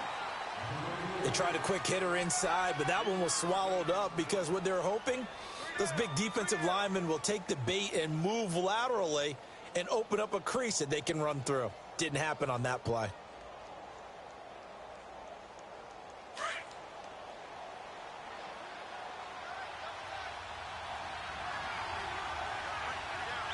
Hurry up, here we go. Green 39. Green 39. All right, now, lucky 56. Lucky 56. Second down, Mayfield. Space to maneuver at the 40. Open receiver, that's David Njoku. And past the 40 before he's out of bounds. 14 yards, and it's a Cleveland first down. So much goes into a successful play, doesn't it? How about that play action there? Freezing the defense just enough to bring the tight end free downfield for the completion. All right, now, lucky 56. Lucky 56. Mayfield on first down. Looking for Landry, and it's intercepted. Picked off by Ronald Darby. And his guys are going to get the football at the 28-yard line. Oh, man, Brandon, not a real good throw that time. It looked like he tried to put a little too much air under this one, and it turned into a floater. And defensively, this is a dream. He could have fair caught that one. That was way too easy.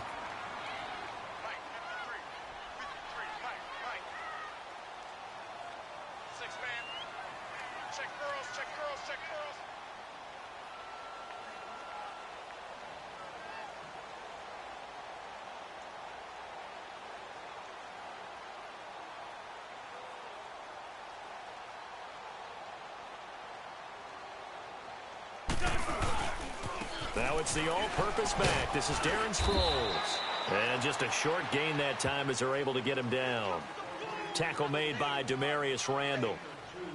They tried a quick hitter inside, but that one was swallowed up because what they're hoping, those big defensive linemen will take the bait and move laterally and open up a crease that they can run through. Didn't happen on that play. 81, 81. Here we go. 80.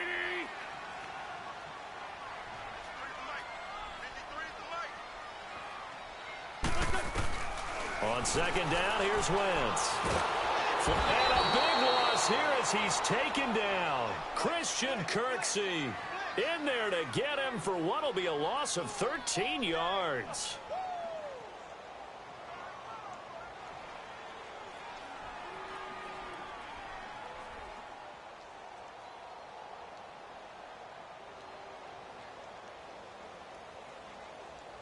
Eagles coming up here on a 3rd and long, so Wentz and company with some work to do after the sack. And now a timeout called defensively by the Browns. They'll have 2 remaining as we step aside here in this first quarter. Eagles coming up here on a 3rd and long, so Wentz and company with some work to do after the sack. Now Wentz steps away to his left.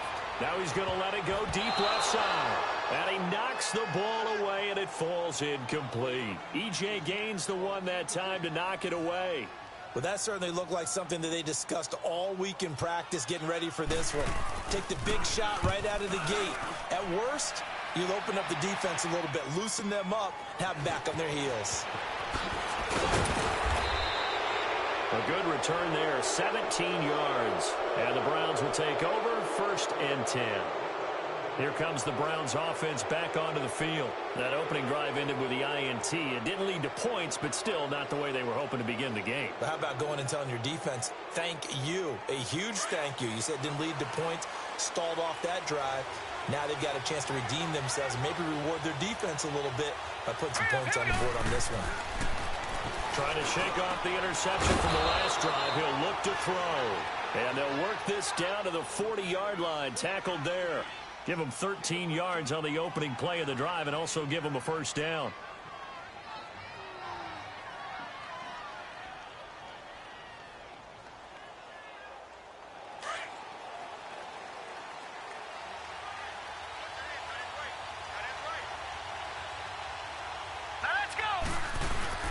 Now a play fake here on first down. Eluding the pressure right. He dumps it to Hyde. And he's going to get it down to the 33-yard line here. It's a gain of 7, and it'll make it a second down. A good way there to have him bounce back from the interception last drive. Something underneath, a little bit of rhythm going. I know the best ones in the league have supreme confidence, but every now and then you need a little booster, don't you? This is their way of protecting him and bringing him back, and then they'll turn him loose later, I would think. Underneath for Johnson. And he'll be a little shy of the 25 here at the 26-yard line. It's a 7-yard gain there, and it's good enough to move the chains.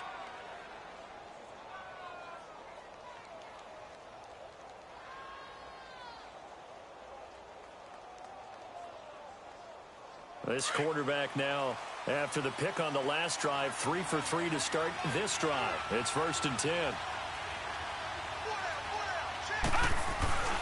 They'll throw again. Here's Mayfield. Incomplete. It was the veteran safety Malcolm Jenkins who got a hand in there to disrupt it. When I watched that play, I thought about what my coaches had told me in the past. The biggest teaching point, get your head around. Locate the football so you can make a play on it while it's in the air. That's exactly what he did there. That was nice. Once again, they'll come up on the 26-yard line, 2nd and 10.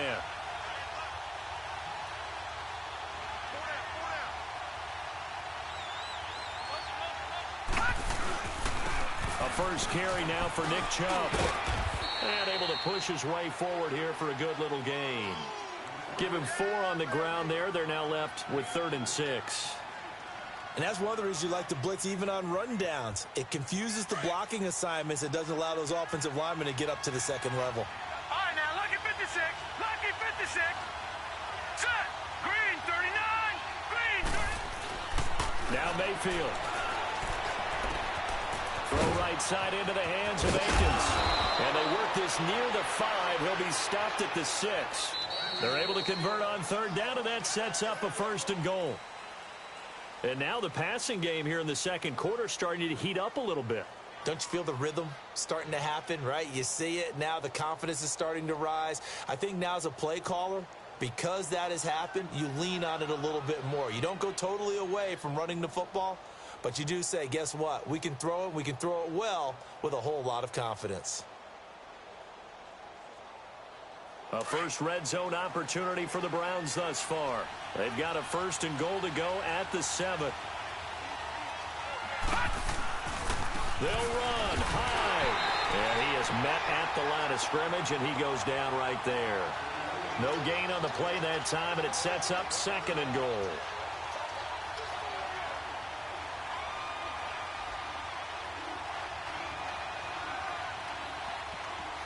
They come up here with another shot from the 6-yard line, and it's 2nd and goal now.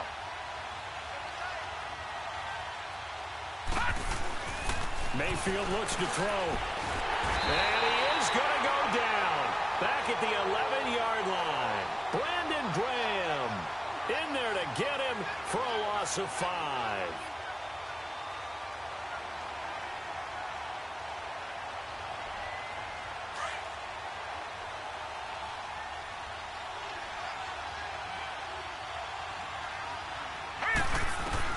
Now Mayfield on 3rd and goal. A bullet throw, but incomplete. Not only was the call spot on, how about the execution of that defense right there? The zone was absolutely locked up tight. He was trying to force it in there on third down. But if there's a time to force it, he felt like he needed to make a play, right? Yeah, exactly right. Third down, you got to try and find something. There's nothing available there for him. So still no touchdowns in the first half, but we do have some action on the scoreboard with the field goal. So maybe now the mentality changes in this game, because anytime you can get to the red zone, and if you don't come away with 6 points, you feel like it's a disappointment. In a game like this one, being able to kick field goals means you're right there, and then you're just looking for that big break to take you over the top. Well, CD, let's kick back to Week 5 for a second. That Minnesota-Philadelphia game was one that both teams, they needed. I mean, they didn't anticipate being in the spot that they're in right now. But Philly loses, and they're now 2-3. It'll be interesting to see where they go from here. And he's going to be wrapped up and driven down. Larry Ogunjobi forcing his way through there to drop him for a loss of a good 10 yards.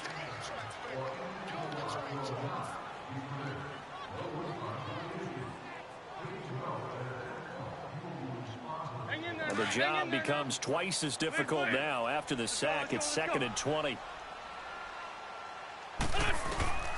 Shotgun now for Wentz. And complete to Zach Ertz. And he'll get it up to the 33-yard line. A nice pickup there, 19 yards. And they're set up better for third.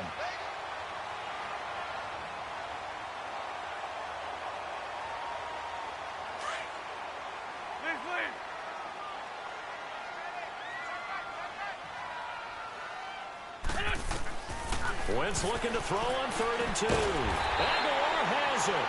And he's got the first before he's brought down at the 39-yard line. First target, first catch, and a first down. So from the 39 now, they'll come up on a 1st and 10.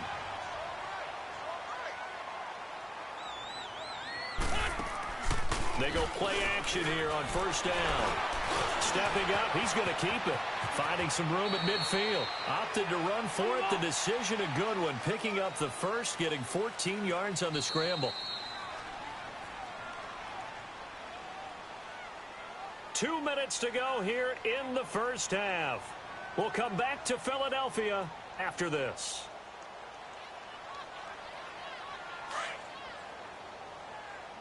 Let's go. Great.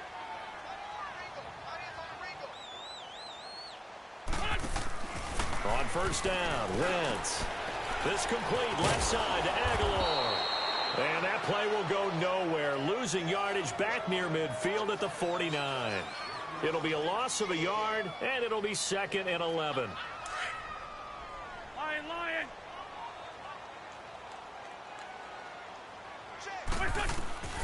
From the gun, it's Wentz.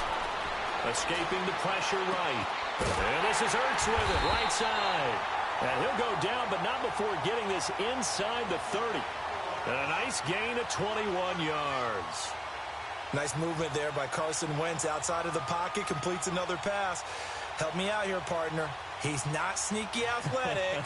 He is athletic. How many times do I have to say it? Yeah, you've been making that declaration for a while. And at 6'5", he ran a 40 of 4.77. So not only big, but he can move. That's a good time for a quarterback. He and Andrew Luck, similar physiques, similar athletic ability.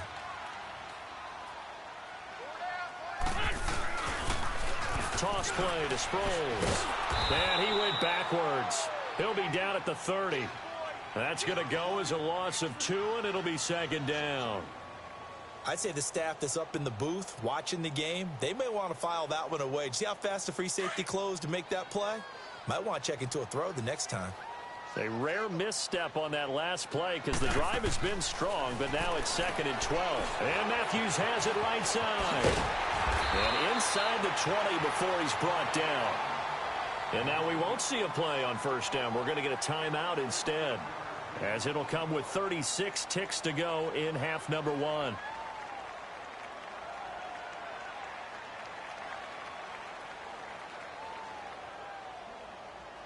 The Eagles into the red zone for the first time. They've got a 1st and 10 at the 17.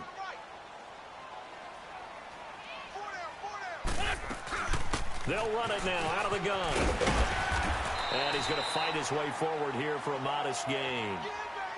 And before this 2nd down play, we'll get a whistle, a signal, and a timeout, as they'll stop it with a little over 30 seconds to go in the first half of play.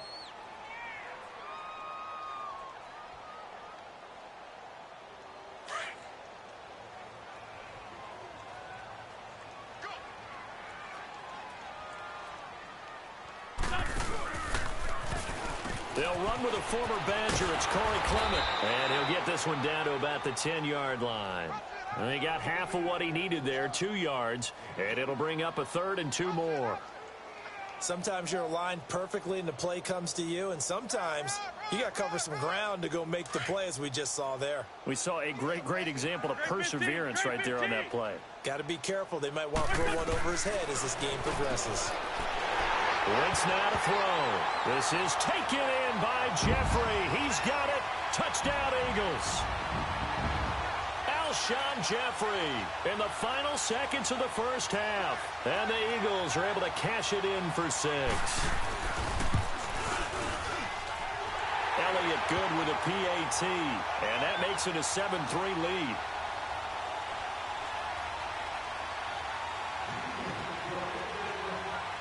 Elliott now to kick this one away.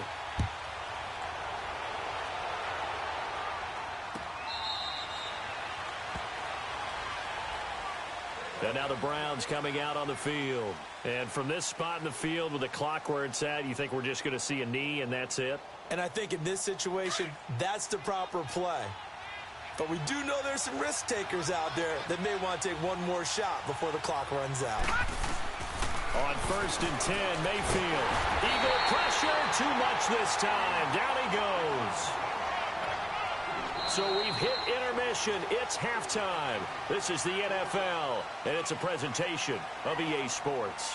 And we welcome you back now. Alongside Charles Davis, I'm Brandon Gaudin, getting set for quarter number 3 here.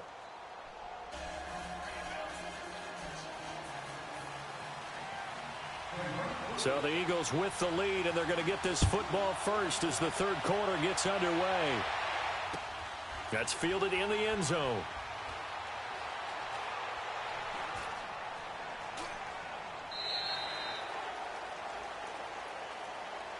Out come the Eagles now as they'll go on offense first here in the 3rd quarter. They have the lead. Now they'll be looking for some separation here as we begin the 3rd quarter. I like the way you term that, because now I think they go a little bit deeper into their playbook.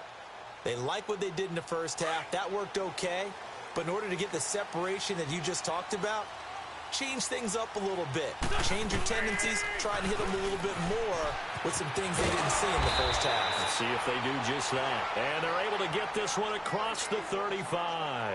Solid way to start the drive. 13 yards, picking up the first.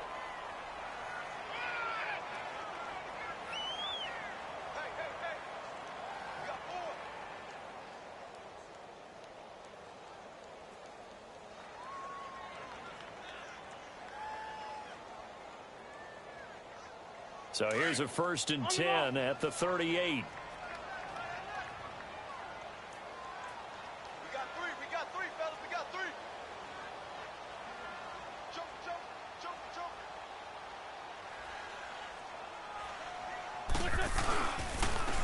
Now it's Sproles. And that play is blown up, losing yardage back at the 35.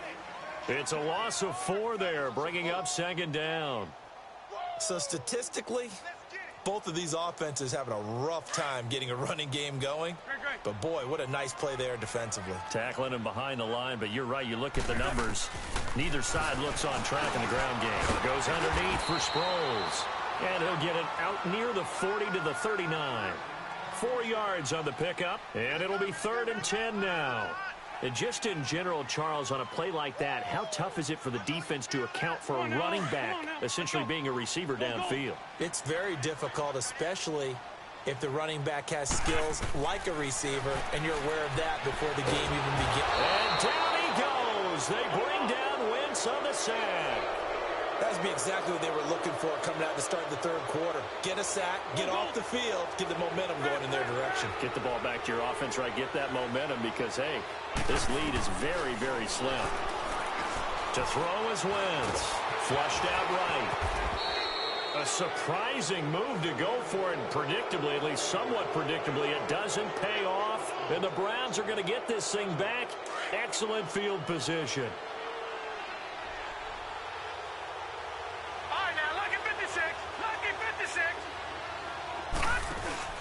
First down, Mayfield. He rifles one that's intercepted. Picked off by Malcolm Jenkins. And they will set up shop at their own 41-yard line. Well, right now we are 5 weeks into the NFL season. Charles, switching gears here. Two undefeated teams, the Rams and the Chiefs, both at 5-0. And who's going to end up being the first to lose? That becomes the game now, doesn't it? Because I know the 1972 Miami Dolphins team is waiting for both of them to lose so they can pop their champagne. But who's it going to be? The Chiefs' upcoming schedule? They're at New England, home against Cincinnati, home against Denver. How about for the Rams? 3 of their next 4 on the road. At Denver, at San Francisco, home against the Packers, at the New Orleans Saints. Care to make a prediction? Well, I obviously Chiefs at the Patriots, that could be one.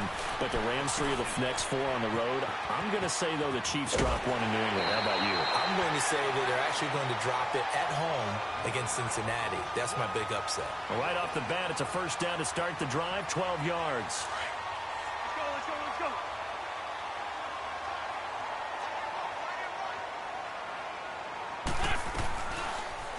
On first down, they go option to the right. And he'll slide down to avoid the contact. Beating him there with his legs, 21 yards, first down.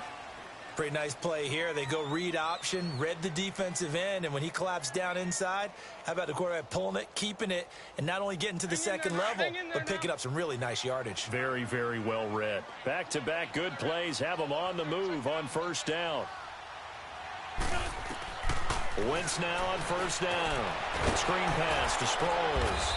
And he went backwards. He'll be down at the 30. It's a loss of 5 there, bringing up second. You know what the key to a good screen pass is, don't you? Bet you're going to tell me. Good blocking? Well, good blocking eventually. But first is good acting. You want to let the defenders go past you, leak out to whichever side or even in the middle where you want to set up the screen, and then you do your blocking. How about the read, though, by the defensive guys? They weren't fooled at all and actually ran with the lineman to where the play was and smothered it for a loss of yardage. Well, I know it goes against the instincts of the person catching the ball because all you're ever taught is catch the football, don't drop it. But drop it there. Yeah, in that situation, dropping it would have been better. End up losing yardage, even though they completed the pass. Under pressure, and he will go down. Sacked back at the 38. Myles Garrett in there to get him for a loss of 3, and it'll be 4th down.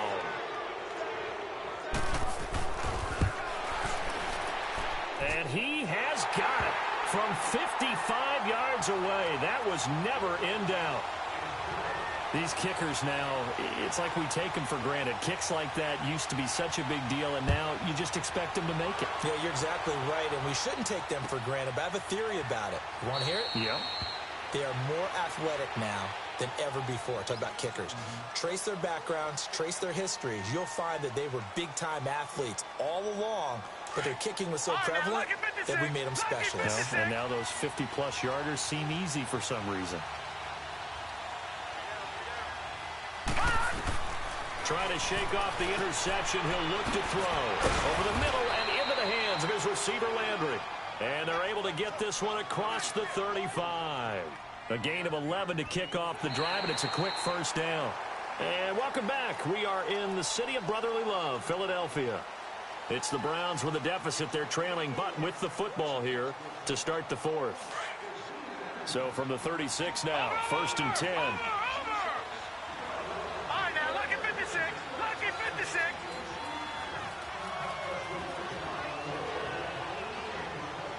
All right, now, lucky 56. Lucky 56. Gone. Mayfield now looking to throw on first down. Flush to his right. Room to run past midfield. Big yardage there for the Browns, 18. All right, partner, I'm a defender, but I've got to express my admiration there.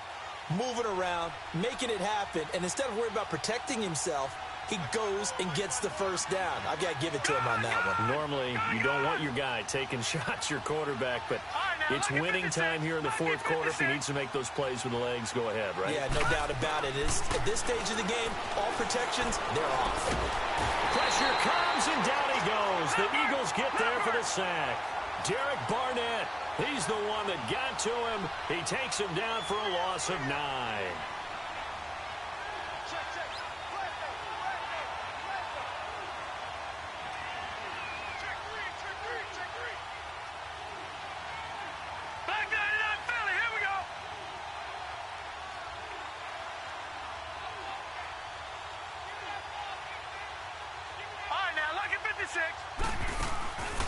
Mayfield on play action.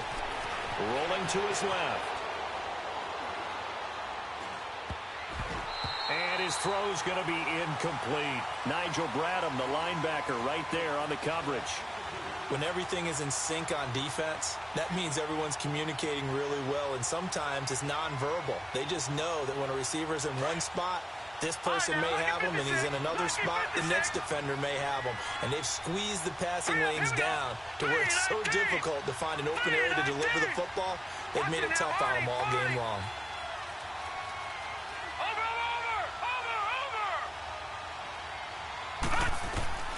Third and long for Mayfield. Wide open receiver complete. And he'll get it inside the 40 to the 39. They'll wind up with 17 on that one, but they're still a bit short here for fourth. Desperation time. Mayfield on fourth down. Pressure from his right, and he goes down hard, flat on his back. Hugh Jackson rolls the dice, but it doesn't work for him. And the Eagles defense able to hold.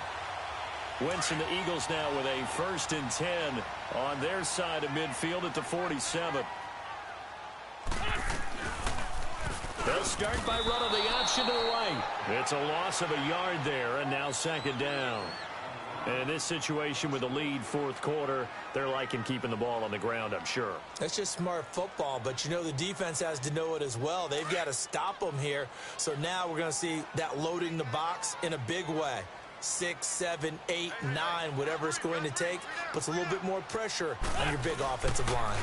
A toss to the scat back. This is Darren Sproles. Looking for a cutback lane, but nothing there as he's met at the line of scrimmage.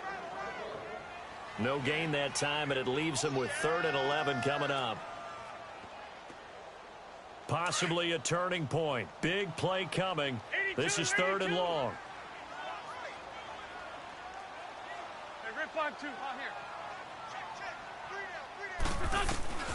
Working from the gun, Wentz.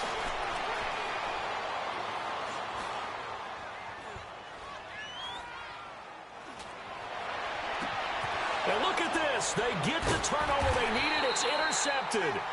Picked off by the linebacker, Joe Schobert. And they have possession, and they have it at the 38-yard line. Time for a break. We'll come back for the electrifying conclusion after this. Mayfield going to lead the Browns up now, 1st and 10. Here we go now. Green 39. Green 39. They'll look to throw. Looking left side, and he's got a man. It's Higgins. And he'll be taken down, but not before he works it past the 50.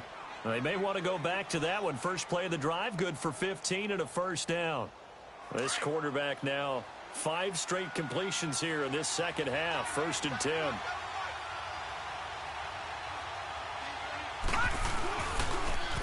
A toss play to Chubb. And he's got room.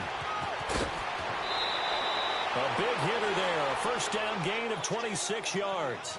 Probably had 60,000 thinking pass right there, including us in the booth. Yeah, no doubt about it. That was a big call, big guts on that one. And guess what? That run, it'll pay dividends.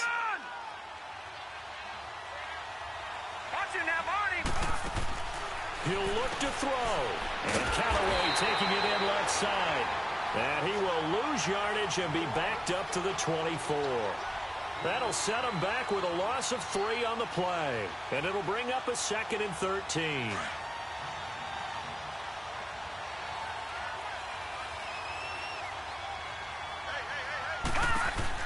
Back to throw. Completes this to Callaway over on the right side. And he'll be brought down at the 21, just shy of the 20 in the red zone. That throw good for only a couple. It brings up 3rd down. The Browns on 3rd down, just 1 for 3 thus far. This is 3rd and 11. Back to throw. And that is incomplete. It was the veteran safety Malcolm Jenkins who got a hand in there to disrupt it.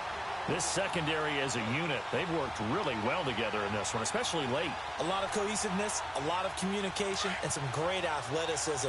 They're playing so well now, a nickname is sure to follow. They're going to have to name this whole unit soon. He's back to throw.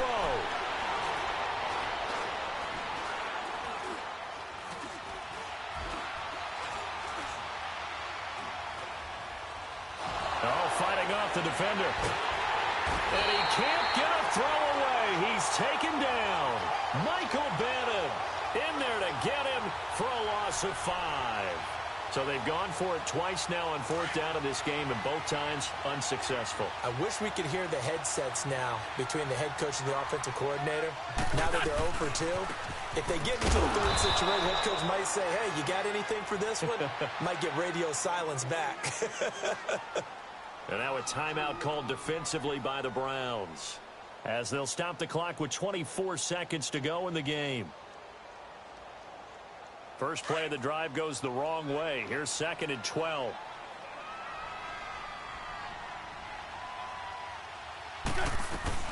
They'll run it now out of the gun. And he is met in his tracks behind the line of scrimmage. And now the Browns are going to take another timeout, as the clock will stop with 21 seconds to go in the football game. So time to start going in the other direction as they come up now 3rd and long. This 5-2. Here's Sproles. And he's able to get up here to the 26. Now here's a whistle and a timeout. It's called by the receiving team here, as they'll stop it with 17 seconds to go in the game. The Eagles send out their punter now, as he'll punt it away for the 2nd time. This is taken at the 15. And now running right through it. So dangerous with a football in his hands. Call that a return of 38. And there'll be time for maybe one final play before we hit triple zeros. And the Browns getting set to go. They have time here, partner, for just one final heave. And I have to look at from the defense's perspective here. We know what they're going to do on offense. The Hail Mary, try and get guys down there and throw it in the end zone, tip it around and catch it. You've got to have guys back there to defend that, but also you can't allow the quarterback as much time as he wants to set up and throw it. Maybe you bring a little extra pressure to make sure he gets rid of it. And, a crusher there as it's intercepted.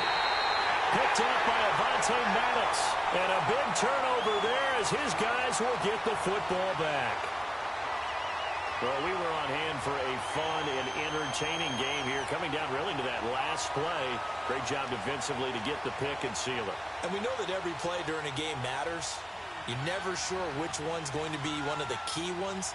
But at the end of the game, when you analyze it, 3, 4, 5 plays are going to be the ones you focus on. And that last play was one of them. The last shot had to take it, and they came up with the interception and sealed their victory.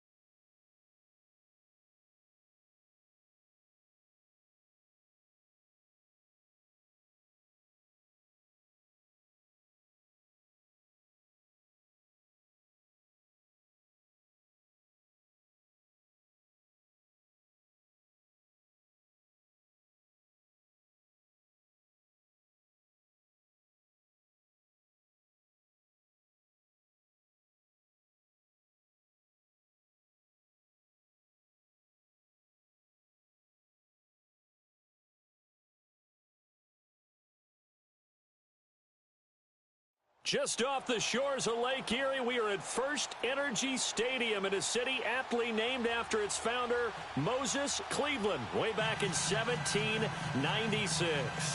The folks here in Cleveland, even though all the down years, have never stopped supporting their hometown guys, and we got evidence of that a moment ago as the Browns made their entrance. They are ready to do battle with the Philadelphia Eagles. Here's the kicker, Jake Elliott, ready to get this one started. And off we go from Cleveland. That'll be taken in the end zone. And no run back here. This will be a touchback, and it comes out to the 25-yard line.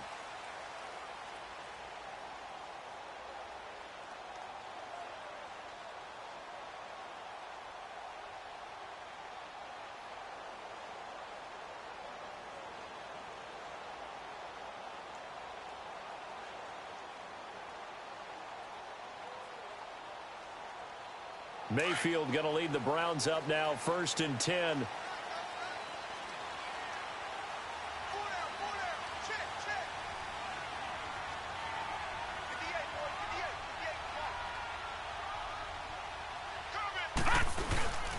They start the drive with Hyde, and he's able to plow forward up to about the 29, just shy of the 30. It's a pickup of 4, and it'll bring up 2nd down. I call that play a success. A nice inside run sets up a very manageable 2nd down. A very solid gain on that play. 2nd and 6, just inside the 30. Here we go now. Green 39. Green 39. Here's Hyde. And this time not as successful as he'll get back to the line of scrimmage and no more. No gain on the play there, so they're left with a 3rd down and 6. This defense looking for an early stop. This is 3rd down and 6. All right, now, lucky 56. Lucky 56. Hurry up, here we go. Green 39. Green 39. Mayfield now. And some room to roam now. And he'll avoid the tackle there with a slide. That'll move the sticks for the Browns, a gain of 12. We just saw a nice example of why teams often bring in baseball guys to teach quarterbacks how to slide in key situations. You want to protect your franchise guy. Make sure he doesn't get hurt. He did exactly that on that play. A perfect slide to avoid the big hit and pick up a 1st down. First carry for Nick Chubb. And he'll be brought down, losing yardage back at the 40. That's going to go as a loss of a yard, and it'll be 2nd down. That's a really alert defense there because they saw the heavy look come in from the offense, countered it with extra linebackers who brought a little bit of speed and heft, and able to really make a big-time play for their defense. Going deep here for Landry. And this is taken in at the 5. And all the way in. Touchdown, Cleveland. Jarvis Landry, 60 yards. And the Browns have taken the early lead. The extra point splits the uprights, and it's now a 7-0 game.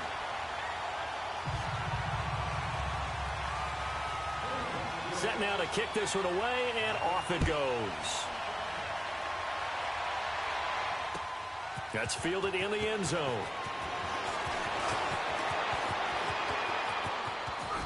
And he breaks it all the way out to the 38-yard line. Great return.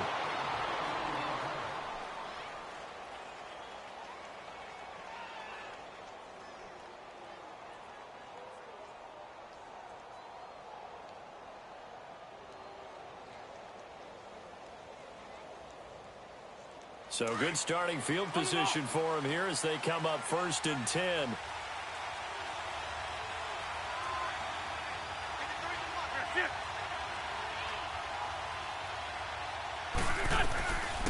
The drive starts with a handoff to Adams, finding some room at midfield. And he's free going down the left side. It's a foot race. And he'll take it into the end zone for an Eagles touchdown. Josh Adams, 62 yards. And the Eagles are within an extra point of tying this thing up. Elliott good on the extra point, and we are tied at 7.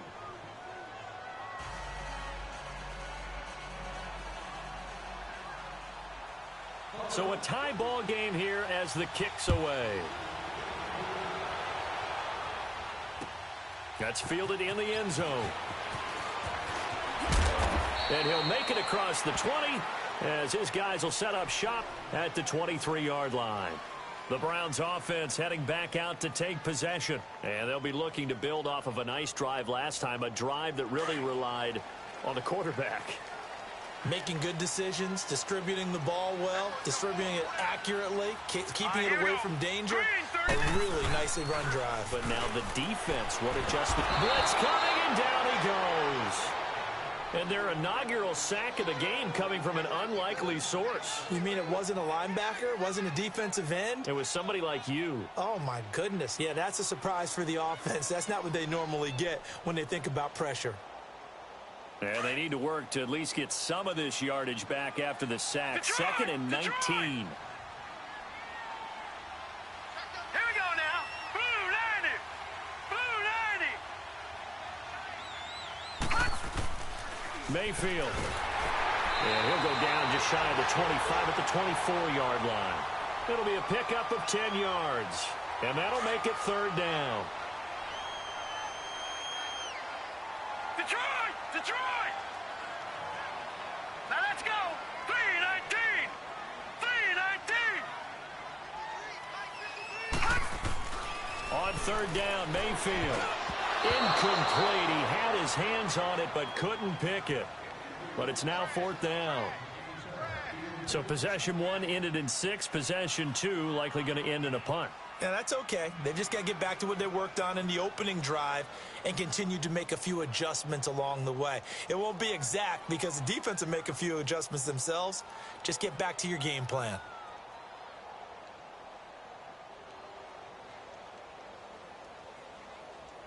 On fourth down, the Browns hand things over to the veteran Britton Colquitt to punt.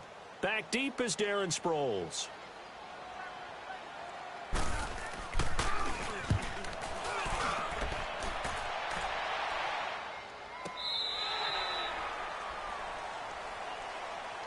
Here comes Eagle offense now as they get set to take over here. And coming off a one-play drive that was so deflating for the defense, what's their mentality? How do they rally here and stop this offense? Well, hopefully there's some determination that sets in because they weren't ready to go on the last one.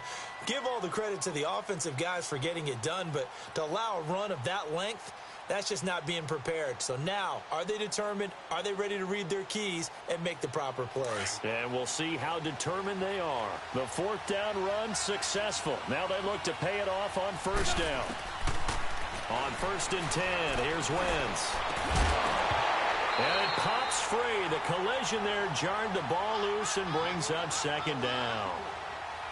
You get a tight end like this, and you know he's used to dishing out punishment, but here, he's one that has to absorb the contact, and as a result, unable to hold on to the football.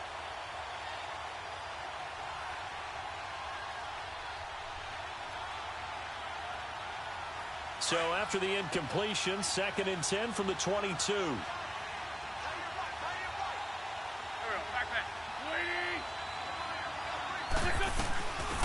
They'll run it now out of the gun. And forget about finding a lane. He barely had time to look up before he was planted in the backfield. Call it a loss of 2 on the play. And that's going to lead to a third and 12.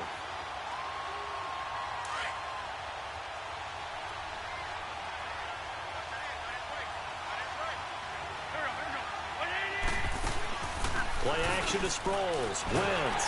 And the Browns pressure gets to him that time, and he's going to go down. Emmanuel Ogbah. He's the one that gets him down. It'll be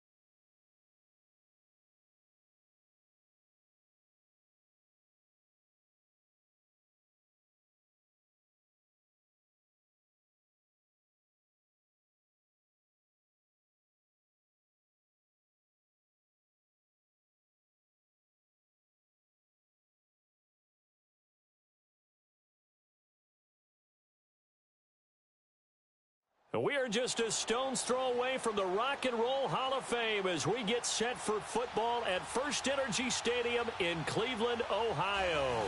This was the scene a few minutes ago. The dog pound in full roar as their Browns emerge from their tunnel. They're ready to go as they get set to match up with the Jacksonville Jaguars. The kickoff team on the field now as they will send this one away. That'll be taken in the end zone. And all that worked, but he stopped where he ultimately would have been, and he's simply taken a knee, and that's the 25-yard line.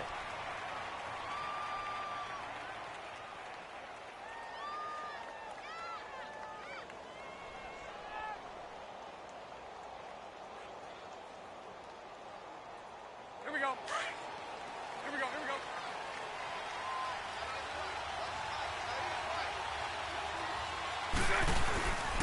A first carry for Leonard Fournette. And he is going to be stopped cold behind the line of scrimmage.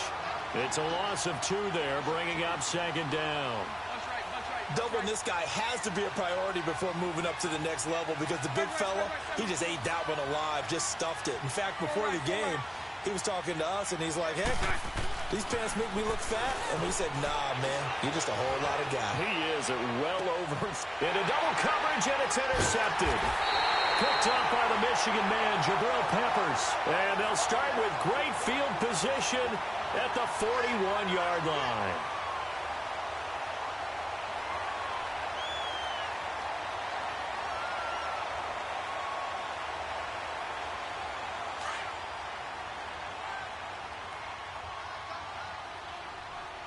No. Check. Patriot. Patriot.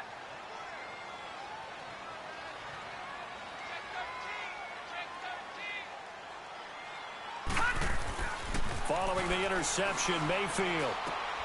And he fires one that's intercepted. Picked off by the linebacker, Miles Jack. And his guys are going to take over at the 34-yard line. And, Brandon, this is a real nice job defensively of getting inside a quarterback's head and figuring out, okay, where's he going with the football? Because you can make an educated guess defensively, not all the time, but sometimes. And when you're right, you've got a decent chance of coming away with the football. So after the INT, it's Bortles. And connecting here with DJ Shark. 7 yards, the pickup on the pitch and catch. Nothing fancy on first down, but a very consistent type of a play. Hit that slant. A lot of people call it an extension of the running game, and it can be if that pass is completed, because you hit a guy on the run like that, you often can go for big yardage. Sets him up nicely for second down, staying ahead of schedule. Now a deep ball there on second down, but it'll wind up incomplete. So the incomplete pass on the last play, and that leads us to a 3rd and 3. From the gun, it's Bortles. A dump off for Charles. And he brings this up to the 46. Good enough for the first. 5 yards is the pickup there as that extends this drive.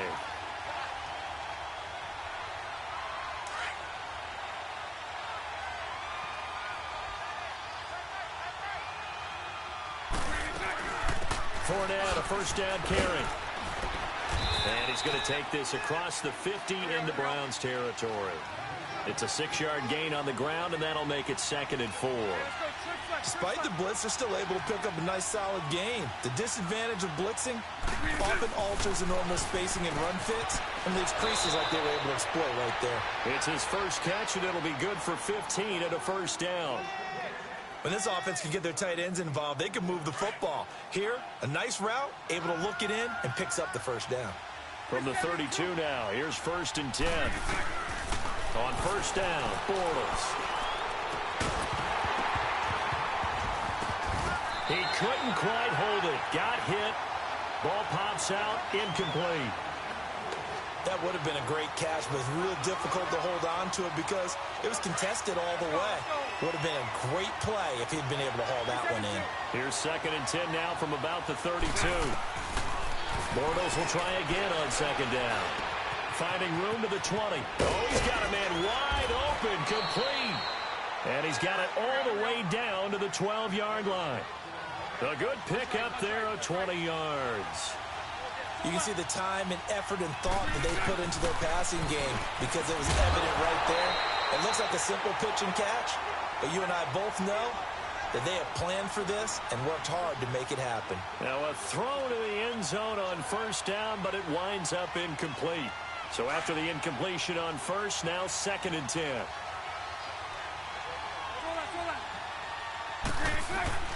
Bortles to throw once more. And he just chucked that one out of bounds, out of everyone's reach. Maybe a wise call not to take a sack in this part of the field. It brings up 3rd down. This drive, which was going so smoothly, all of a sudden it's a little bit of a roadblock here with 2 straight incompletions. Yeah, apparently this defense has had enough. Apparently they're saying no more. We're making a stand right here, right now. But it is 3rd and 10. They've got to get after him one more time. And incomplete. The contact made the ball roam free and brings up 4th down. It is tough to complete passes against zone defenses. The windows that you see open, they shrink pretty rapidly.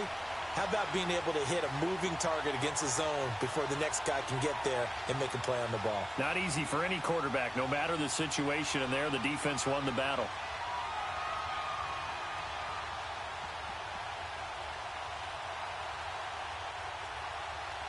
The 3 straight incompletions, they don't care. That hasn't dissuaded them. They're going to go for it on 4th. They'll go for it. It's Bortles. And this is going to be incomplete. Boy, it looked like he had it and dropped it. And this Browns defense stands tall. So a tough pill to swallow there. A would-be touchdown pass in and out of his hands on 4th. Sometimes it just comes down to execution, doesn't it? Because we're always questioning, should they go for it, should they not? Is it the right play call? Is it not? In this situation, everything was right except for the finish. You have to catch the ball and convert. And he is going to lose yardage here. That's going to go as a loss of 2, and it'll be 2nd down. Early down stuff to put this offense in a precarious position. We know that securing the point of attack, especially against the big-bodied guys in the middle of this D, has got to be priority 1. 2nd down, Mayfield. And this is incomplete. Jarvis Landry, the intended receiver, and now it's 3rd down. That one didn't quite make it to the target, but that's not always a function of the strength of the arm of the quarterback, is it? Sometimes there's just too much pressure there. In any case, the ball doesn't arrive. Here we go now. 3-19. 3-19. Mayfield from the gun on 3rd down. Nowhere to escape, and he goes down. Miles Jack coming in to drop him for a loss of 8, and it'll be 4th down.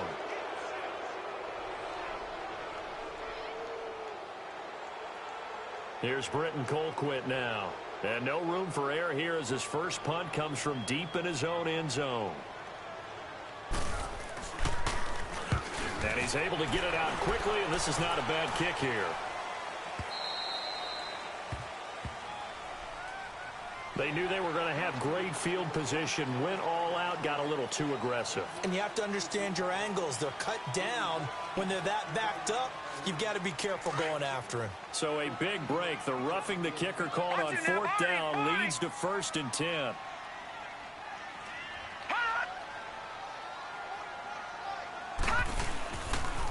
They toss it left side to Chubb. And he'll be taken down, but not before he gets this football out shy of the 30 to the 29. 11 more yards that go around, a 1st down as well.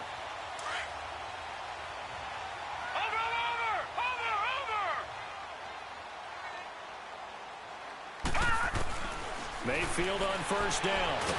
Jaguar pressure and a Jaguar sack. Hindsight is 20/20, partner. Maybe they should have kept it on the ground again. Well, it almost looked like the O-line was run blocking again. I mean, they opened up a big hole last time. This time they opened up a hole, and the quarterback got sacked.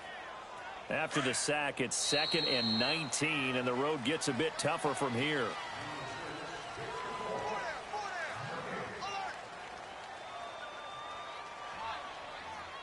Back with Charles Davis, I'm Brandon Gaudin. The Browns with a football to begin quarter number 2, but they face a 2nd and long to start things out.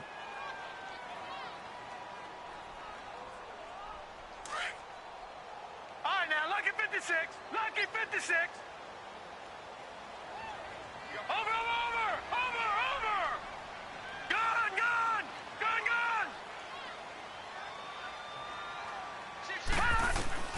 To throw, Mayfield. And that one goes incomplete. He's maybe lucky it wasn't a fumble as he got hit as he threw it. And you just know when that play call came in, their eyes lit up, because anytime you get a chance to take a big shot downfield, that's a lot of fun, and they missed an opportunity. An incomplete pass on that last play, and that means they'll need to come up with something here on third down. Watch it now, Barney! Gun! Working out of the gun, Mayfield. Eluding the pressure right. Thrown across his body, and it's intercepted. Picked off by the linebacker, Miles Jack. And they will score. It's a Jacksonville touchdown. Short throw, pick six right there, those linebackers.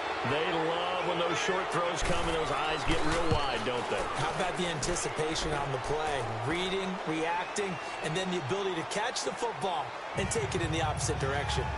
Extra point tacked on by Lambeau. And that makes the score 7-0.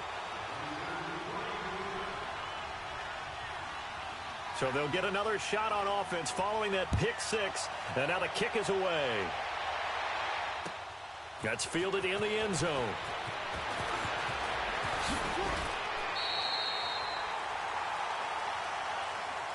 Now the Browns offense, they get ready to head back onto the field. And job one here, Charles, just keep possession of the football. 2 drives, 2 turnovers to this point. You're exactly right, Doctor. Hippocratic oath. First, do no harm. And right now, they're harming themselves on offense. I like that. No one is mistaking me for a doctor, though. But thank you, Dr. Davis.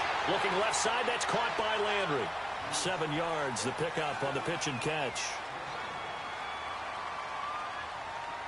Able to get 7 on that first down pass play. 2nd and 3. Now let's go! From the shotgun, it's Mayfield. And that one got tipped. Kind of threw everything off. It brings up 3rd. Trying to get that one to his tight end, and they've been trying to get the ball to him, but as of yet, unable to successfully complete one. But you know there's usually a nice comfort zone in throwing to the tight end. Great sight lines, usually right in the middle of the field. Throwing, Mayfield. Escaping the pressure right. And he'll just toss it away. So he throws it away, and that brings up 4th down. I tell you, Brandon, this defense is playing with some confidence. Haven't allowed a point yet. Flying to the football. I'm telling you, it's almost 11 to the ball on every snap. Another nice job there to force an incompletion.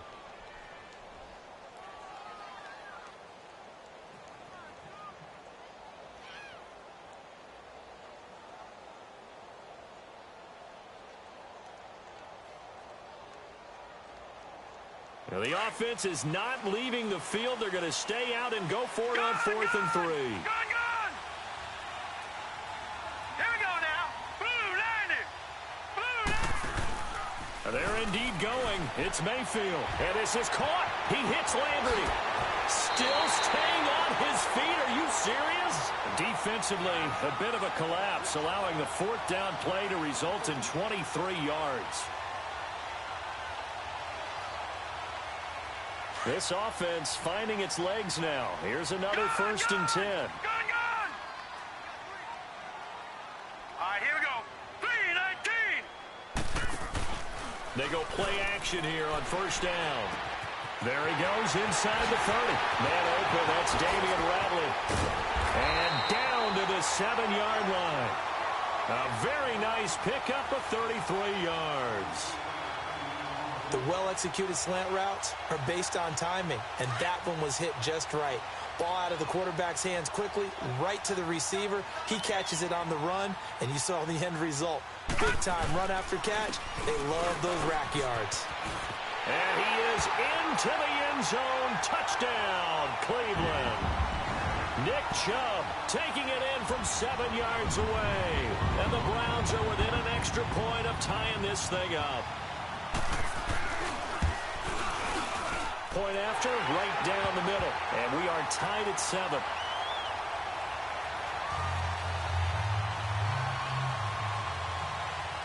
So we're right back where we started. All even as the kick's away. That'll be taken in the end zone. And he'll wind up getting an extra couple yards here for his trouble as he'll bring this one out to the 27. Here comes the Jaguars offense as they get set to go again. And on the last drive, they were in field goal range. They just opted not to kick it, didn't get it. How does that change the mentality this go around? I don't think it changes much for the head coach because this is what he preaches all the time. Attack at all times in any spot on the field, and he likes touchdowns, not field goals. Now, your field goal kicker, you got to make sure you nurse him through and say, okay, don't worry about it. When we need you, you got to be ready to go. And the team, of course, loves to see points on the board, so let's see if it changes a little bit if they're in the same spot again. Yeah, we'll see what the decision is here if they get to that spot.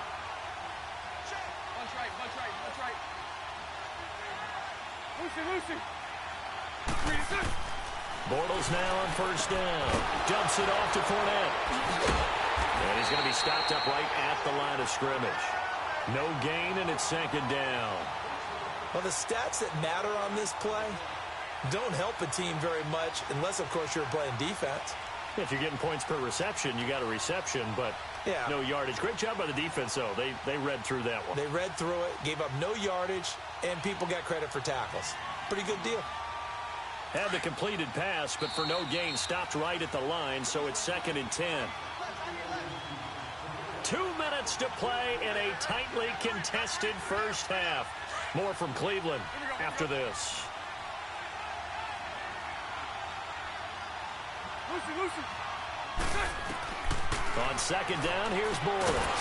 Throw left side complete. That's Paul. No gain that time on the completion, and it'll be 3rd down. They'll get to the line here, but remember, it's also 3rd down. Well, he caught it right at the line of scrimmage, and before he could even think about advancing it forward, he got hit. Great tackling, because that's what you're taught. Don't give up yards after the catch, and most offenses make a living off of yards after catch. Those hidden yards that may not go into the score sheet, but they count big for moving the ball and stretching the field. Really nice open field tackle.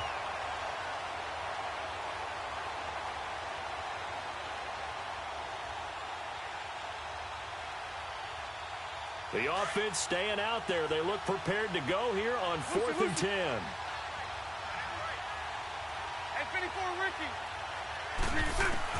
They do go for it. It's Bortles. He's going to launch this thing way downfield. And they will not be able to hook up there. It's incomplete. Boy, a real head-scratcher there. And the Browns are going to get this thing back. Excellent field position. Heading out as the Cleveland offense now as they get set to take over here. Good drive last time. Really effective passing the football. Do you maybe mix it up, now go to the ground game and surprise the defense a little bit? I would anticipate the defense making some changes, but I wouldn't necessarily just absolutely go in the opposite direction. They're doing so well throwing the ball. I wouldn't change it up until they showed me a reason to do so. 13 yards to pick up there. Good for a Cleveland first. Exactly what they needed right there, because they needed to use the ground game to take some pressure off, because the quarterback's been struggling a little bit. Now a play fake here on first down. Going to throw deep for the end zone. And it's knocked away and incomplete. Jalen Ramsey right there in coverage to knock it away. This defense has been very disruptive early on as they force another one to go awry. Seems to be the front and the back end. Pass rush, they've been able to get home, and they're taking the ball away in coverage as well. I love how you put it together. The front and back working in sync, only way to play good defense. They go with Chubb on second down.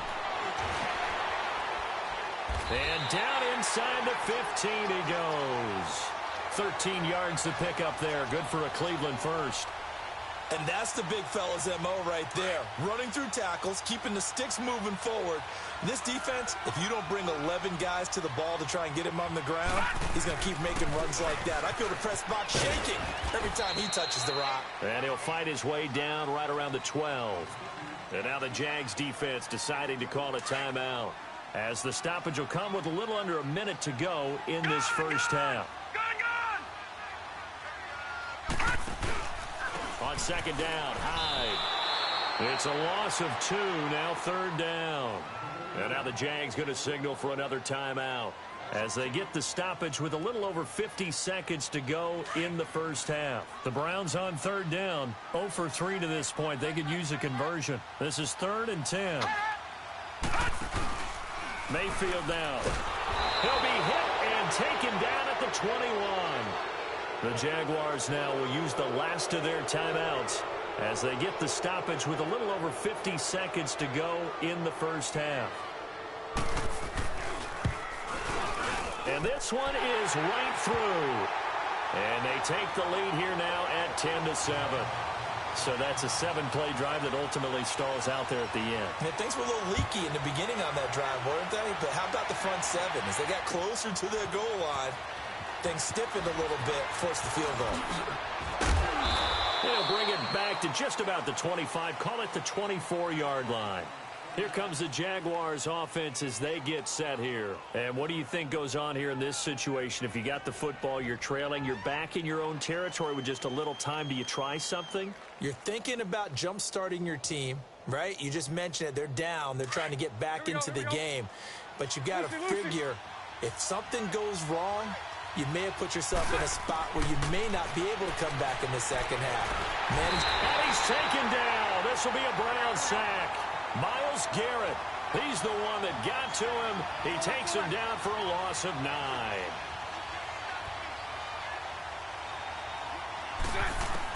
Bortles to throw on second down. And his throw's going to be incomplete. D.D. Westbrook, his intended receiver.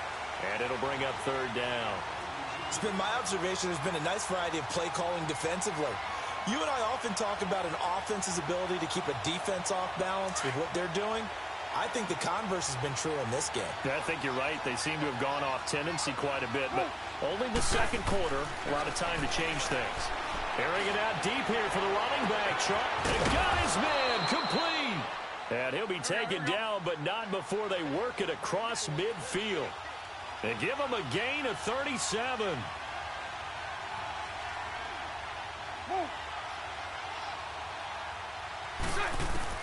A final shot before half for Bortles. Going deep for Moncrief. And it's incomplete. Took a shot, couldn't connect. Time for a break. We've hit halftime. 2 quarters down, 2 still remain. We step aside. This is the NFL on EA Sports. The Browns are going to get the second half kickoff, and they've got this lead as well as we are back and underway. On the return, Jabril Peppers. And he breaks it all the way out to the 38-yard line. Great return. Here's the Browns offense now getting set to start off this third quarter. They have the lead. Now they'll be looking to extend that lead.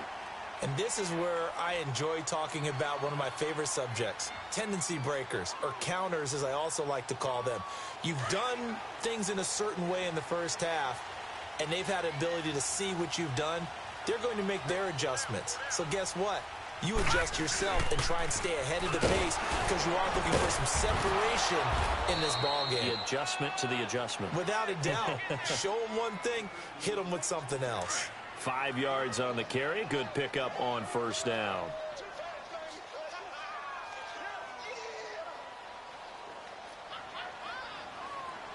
Watch him now, Barney! Barney!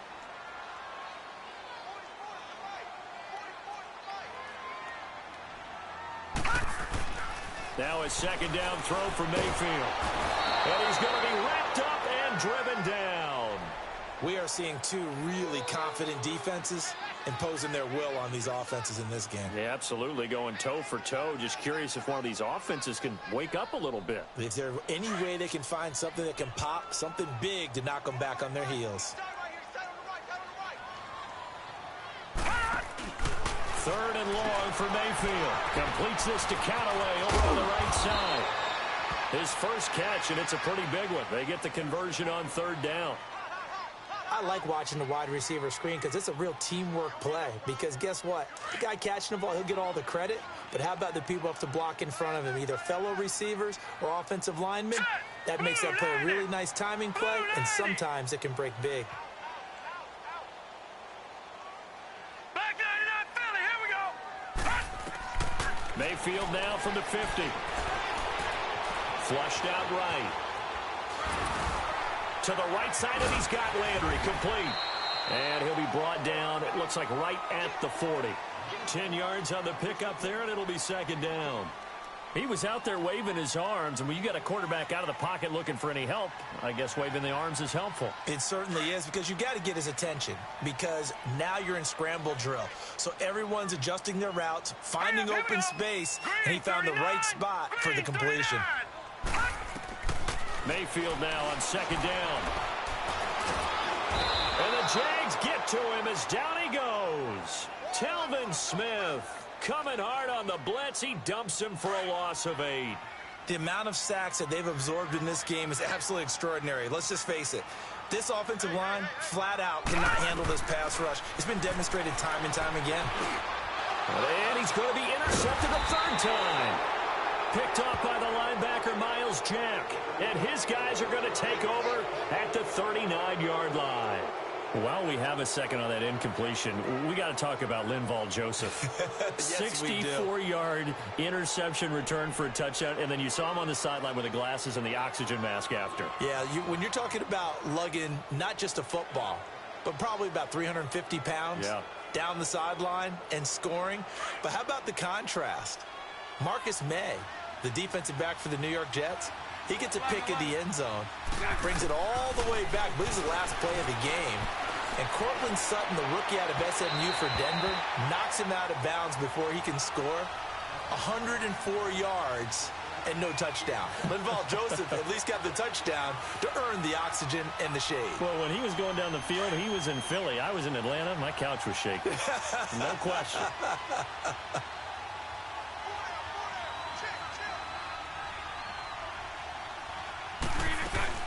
Back to the air on second down. It's Bortles. Out to the flat. That's complete to his running back.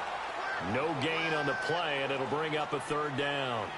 Pass complete, but no gain. No yards. Yeah. So you file that as unsuccessful. Yeah, you do, don't you? Except on the stats, throwing the ball. Get a completion. You get a catch. Yeah. But still, no yardage. Okay. Big play coming up. Here's 3rd and 10. I would expect to see some pressure here.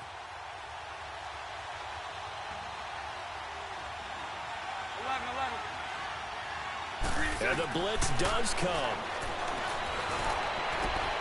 Open man is Westbrook, complete. Now he's going to get this all the way down inside the 35. A big third down conversion with a gain of 28. He's such a good route runner. Shows it there on third down. Very proficient and a good pass. And you know what I've observed over the years in the NFL? The better a route runner you are, the more confidence your guy's going to have in you to go to you in important times, because he can trust you being in the right spot, and they connected there and picked up a first down. 15 more there, and they're on a roll. It's another first down. We can talk all we want about football being a game of strength and brawn. It's also a game of mismatches, and they're trying to create one there, getting it to their back out of the backfield to make a bigger play. As we often say, get it to him in space, let him use his leg. Yeah, if he can get a matchup against a linebacker or maybe a defensive end dropping out in a zone blitz, he's going to win that battle just about every time. Throwing on first down, but this one winds up to be incomplete.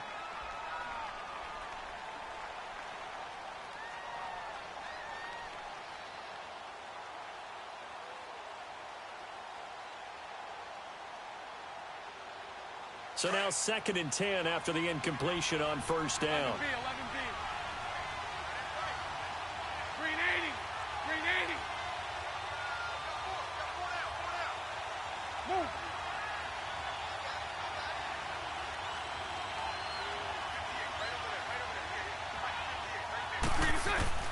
Now Bortles again. And that would not to be. It's incomplete. So they couldn't hook up as time has now run out on this third quarter of play.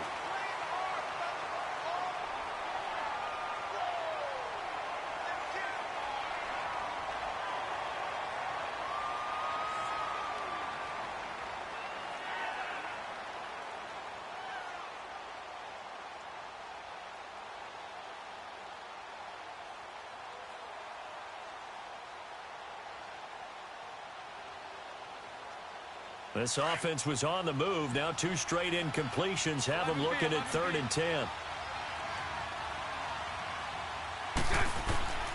Again, it's Bortles. And he is going to be hit and taken down. Bortles sacked. Now, we talk about players blitzing all the time. I often laugh and sometimes call it just straight-ahead pursuit. What a running start right back to the backfield for him. Yeah, it really didn't give anybody a chance to get up there and stop him. No, I mean, that's really, really difficult. You're asking a whole lot anyway, but when he gets that kind of a start and comes through clean, oftentimes the advantage definitely goes to the defensive player. So a clutch field goal there off the upright and in that ties this thing here in the late going. I'm going to say that he called bank there. What do you think? He did not call bank. I think he called bank. There's no way he called bank on that one. You want to give your head coach some heart murmurs, though? Banking field goals in the 4th quarter because he's going to need an oxygen mask after that one. The Browns offense trotting back onto the field. And with 3 interceptions thrown already, we'll see. Do they rely more on the ground game here? They may have to change things offensively to try and settle things down, not just for the guy throwing the ball, but for the rest of the offensive unit, because his confidence has to be shaken a little bit. And you just wonder, is the backup going to start to warm up a little bit over on the sideline? And he's able to plow forward up to about the 29, just shy of the 30. Yeah, give him 4 yards there. It'll be 2nd and 6.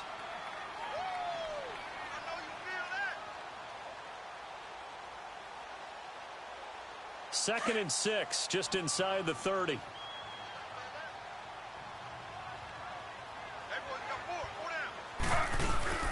And again, it's Chubb. And he works his way forward for a couple up past the 30. Whenever we talk about the best strong safeties, one word constantly comes up, and that's instincts. Being able to diagnose run or pass and make the appropriate moves. He crashed down hard there. He was ready for that running play. This a big play for both sides. What will we see here? 3rd and 4. All right,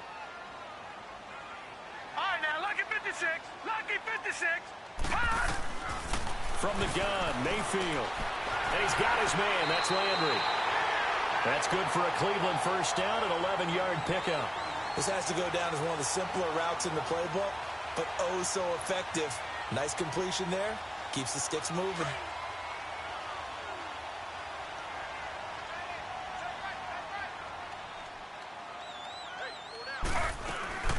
On first down, they'll run with Chubb. No gain on the play there, 2nd down.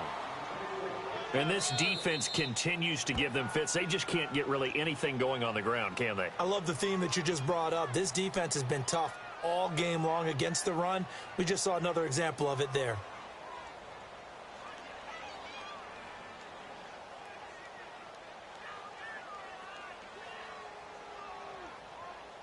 The stop for no gain brings up 2nd and 10 from the 20.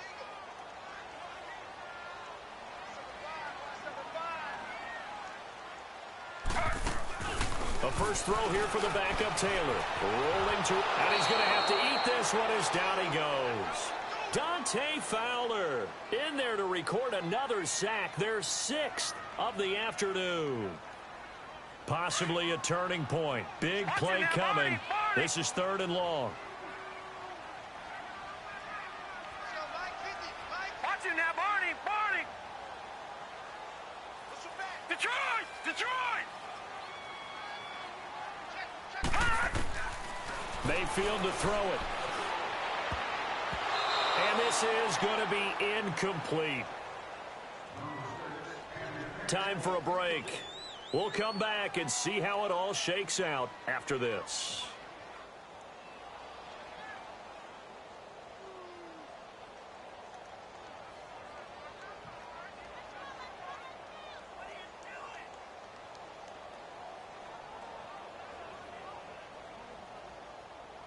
Looks like the offense is going to take another shot here. They're going on 4th and 13. Watch it now, Barney. Barney.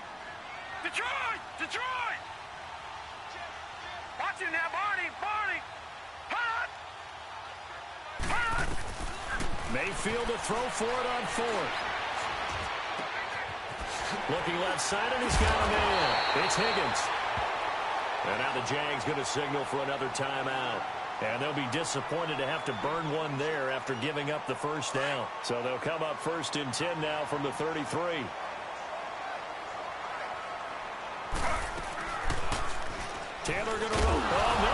gets the football. And did the Jaguars come up with it? They did.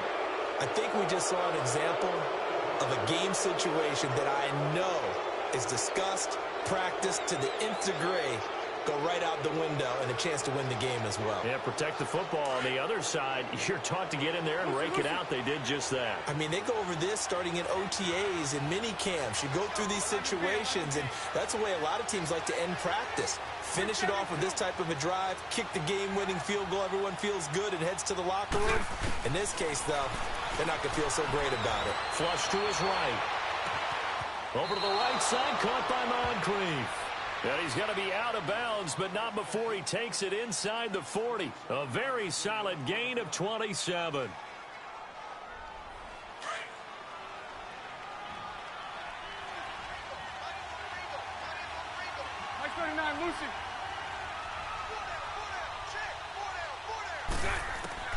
Bortles to throw. He's going to float this one deep right side. And this is caught inside the 5. And that one results in 35 yards. At this stage, you've got to hustle. You've got to get back to the line of scrimmage because you're saving that timeout to make sure you have a chance to get your kicker out there for the big shot. And now a timeout called defensively by the Browns. And they'll be disappointed to have to burn one there after giving up the first down. A game-winning field goal would be a chip shot from here. Let's see how they play it on 1st and goal. They come out here in the eye. They'll try and run for it with Fournette. And he'll get him a bit closer as he's down to the 2-yard line. And now the Browns are going to take another timeout as they'll talk things over prior to this upcoming 2nd down play. From the 2 now, 2nd and goal.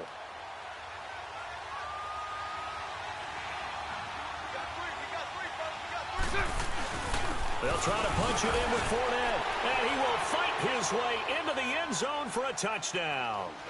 A great play there, taking it in from 2 yards out, and the Jaguars have moved out in front. Hey, that score deserves our respect, deserves our excitement. But I'm looking at the clock, and I'm thinking, there's a long way to go in this one. Ideally, they would have liked to milk a little bit more time off. Now, on the other sideline, you start to get the crew together and say, this is what we practiced the 2-minute drill for, right? Yeah, you hope you've been in that situation before, and if you haven't, you just have the confidence, hey, let's go down there and get this thing done. But, boy, that's a big score right there to give them the advantage. Here's Lambeau out to kick this one away. And a fair catch signaled for and taken successfully. And now Cleveland geared up to take the field. They're down here in a 1-score game. But the time, it's a factor, but it's not a huge factor right now, is it? It's really not, because this amount of time gives them a chance to run their offense, to go through play sequences. And this is what they work on every week in practice, usually on a Friday. They go over this type of a situation, late game situation. What are we going to do when we have the opportunity? They've called these plays a bunch of times. Now's their chance to execute them. Yeah, they have the opportunity now. Here's the execution. And Callaway taking it in left side. And he'll get to the 29-yard line, brought down there. That throw good for 4. It's 2nd down. Gosh, given the time in the short game, would he have been better off just dropping that? Yeah, when you look at the clock, you think so. But it's hard to get a receiver to drop a football. They're trained to catch everything. They'll look to throw. On the catch, it's Duke Johnson. And he's going to be out up around the 45-yard line. A good play there as the Browns strike for 16 and a 1st down. That's what they need right now. Get the 1st down, get out of bounds, stop the clock. Just playing smart football, understanding the situation, making the plays necessary, and making sure that clock stops at every opportunity. So signs of life in what's been a dormant offense in this 2nd half. Here's 1st and 10. He's back to throw. Open receiver, that's David Njoku. And he's going to get this all the way down inside the 35. And now before this 1st down play, we're going to get a timeout here. As the clock will stop with 37 seconds to play. The drive continues as they search for a tying touchdown. Here's 1st and 10. Back to throw. Now a desperation throw. And yes, he's into the end zone. So they get the late score they needed. And now the extra point can tie this thing up in the final minute. So getting the big touchdown they needed late in the fourth. Now what do? You conservative and just tie it up? No, I think you put your practice into game situation. Go as fast as possible. You already have your play call ready to go. Go for two and decide it right now. A very important extra point there, up and good. And we are tied here in the fourth quarter. So here comes the kickoff now, all even here in this fourth quarter. The Jags offense now gets set and heads back onto the field. They have a little bit of time here to get into field goal range. Not much. In a tie game, you don't want to do anything crazy, right? I agree with you on that one. Risk reward, okay? If you go for it, what is the absolute reward on this? But the risk is probably greater. Run the clock out, get to overtime, and try and win it there. All right, we'll see if they do just that. To throw is Bortles. He's going to sling this deep downfield.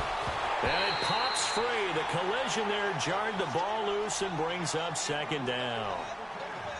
These are the spots, this stage of the game, where it pays to have speed on the perimeter, doesn't it? It certainly does. And in the second quarter, he may very well run by him. But in this situation, I know as a defender, I'm loosening up a couple of extra steps that allowed him to run with him stride for stride. Line of scrimmage, again the 25, 2nd and 10. 372. Lucy. Now Bortles. And he can't get a throw off. He's taken down. What a huge play at this point in the game. Myles Garrett in there to get him his second sack now of the afternoon. Back to throw, Bortles. He's going to wind up and air it out. It's incomplete. Took a shot, couldn't connect.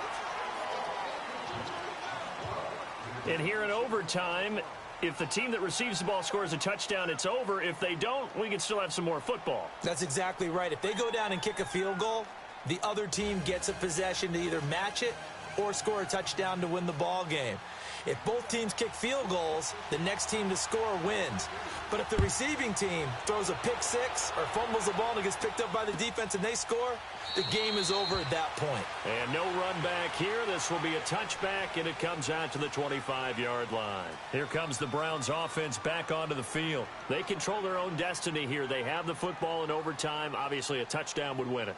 And I think teams around the league are still adjusting to the idea of going downfield, scoring a touchdown wins the game, because they were used to just going downfield and trying to get in field goal range to win a game. Still having to make that transition. Let's face it now, the ones who are doing it best know they need to go down, attack, put the ball in the end zone, and not leave it up to a field goal and give the other team a chance. Yeah, as we said, they control their own destiny now.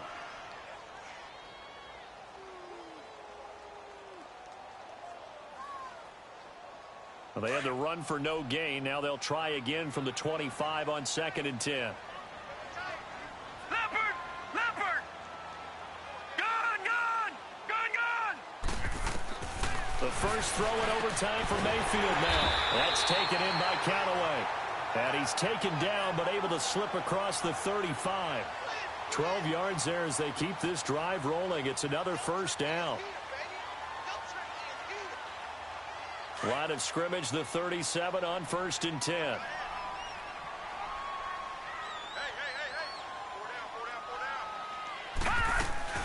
Now a play fake here on 1st down. Dumping it off for Johnson. Oh, and now he bowls him over. And he'll be taken down, but not before he gets into enemy territory. Back-to-back nice gains. That one for 14 yards and another first. This is a big spot for a rookie QB, and overtime's kind of where you earn your stripes, isn't it? It really is, and we've talked with enough coaches and players about how these youngsters are getting into the game and playing this at such a high level so early. But overtime, that's an entirely different animal, and he's handling it well. They're starting to put together a nice drive. Throw left side complete. That's Higgins. And that play goes nowhere. Taken down, losing yardage at the 50, right at midfield.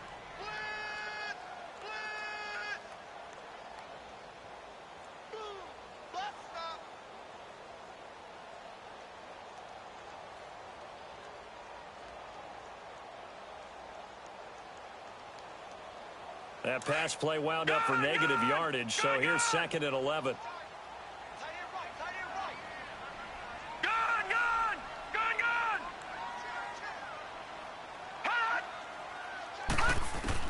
From the midfield stripe, they'll look to throw.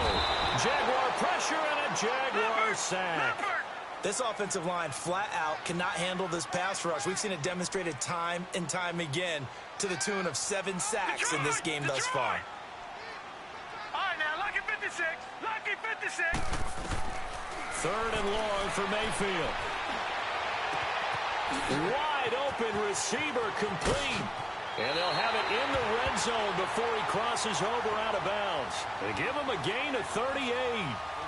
Coaches really don't care from what position they get this, but run after the catch ability, rack ability, is often the difference between winning and losing and changing field position. So the big play means just like that, they'll operate from the red zone now on 1st down.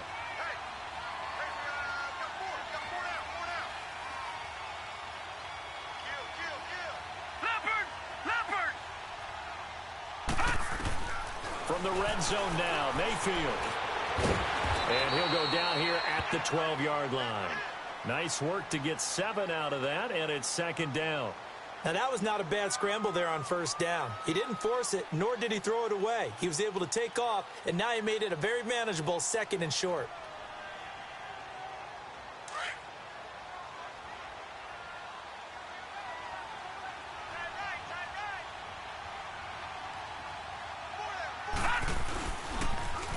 Now they'll run it on the toss.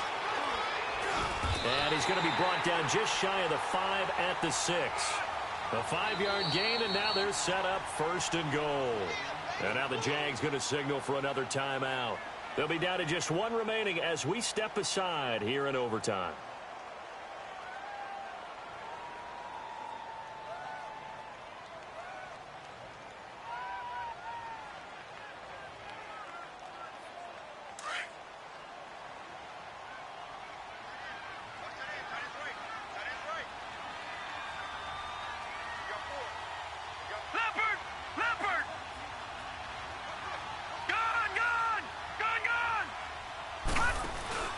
They go play action here on 1st down. In trouble, and he'll go down back at the 12. And play is stopped here. Timeout. It's the defense calling the timeout here. It'll be their 2nd and final timeout, remember, here in overtime. We'll be back. They'll try again on 2nd and goal after going backwards to the 12. All right, now, lucky 56. Lucky 56. Here's Mayfield. And this will be caught. Touchdown. They needed overtime to get it done, but put this one in the win column. Partner, a great game that we got to see and making it extra special. Not only did I get 4 quarters with you in this one, I got some overtime, a little whipped cream on top. Look at you, trying to make this whole thing palatable. I just want you to pay for my meal later. You really just wanted 4 quarters, what you wanted. But how much fun was that? We had that type of a game where we got us to overtime, and then we get the dramatic ending to finish things off as well. What a game. That'll do it for us. For Charles Davis and all our hardworking crew, I'm Brandon Gaudin. You've been watching the NFL on EA Sports. For more, find us on Twitter at EA Madden NFL. It's a win for the Browns, and they're happy in the dog pound as we say so long from Cleveland.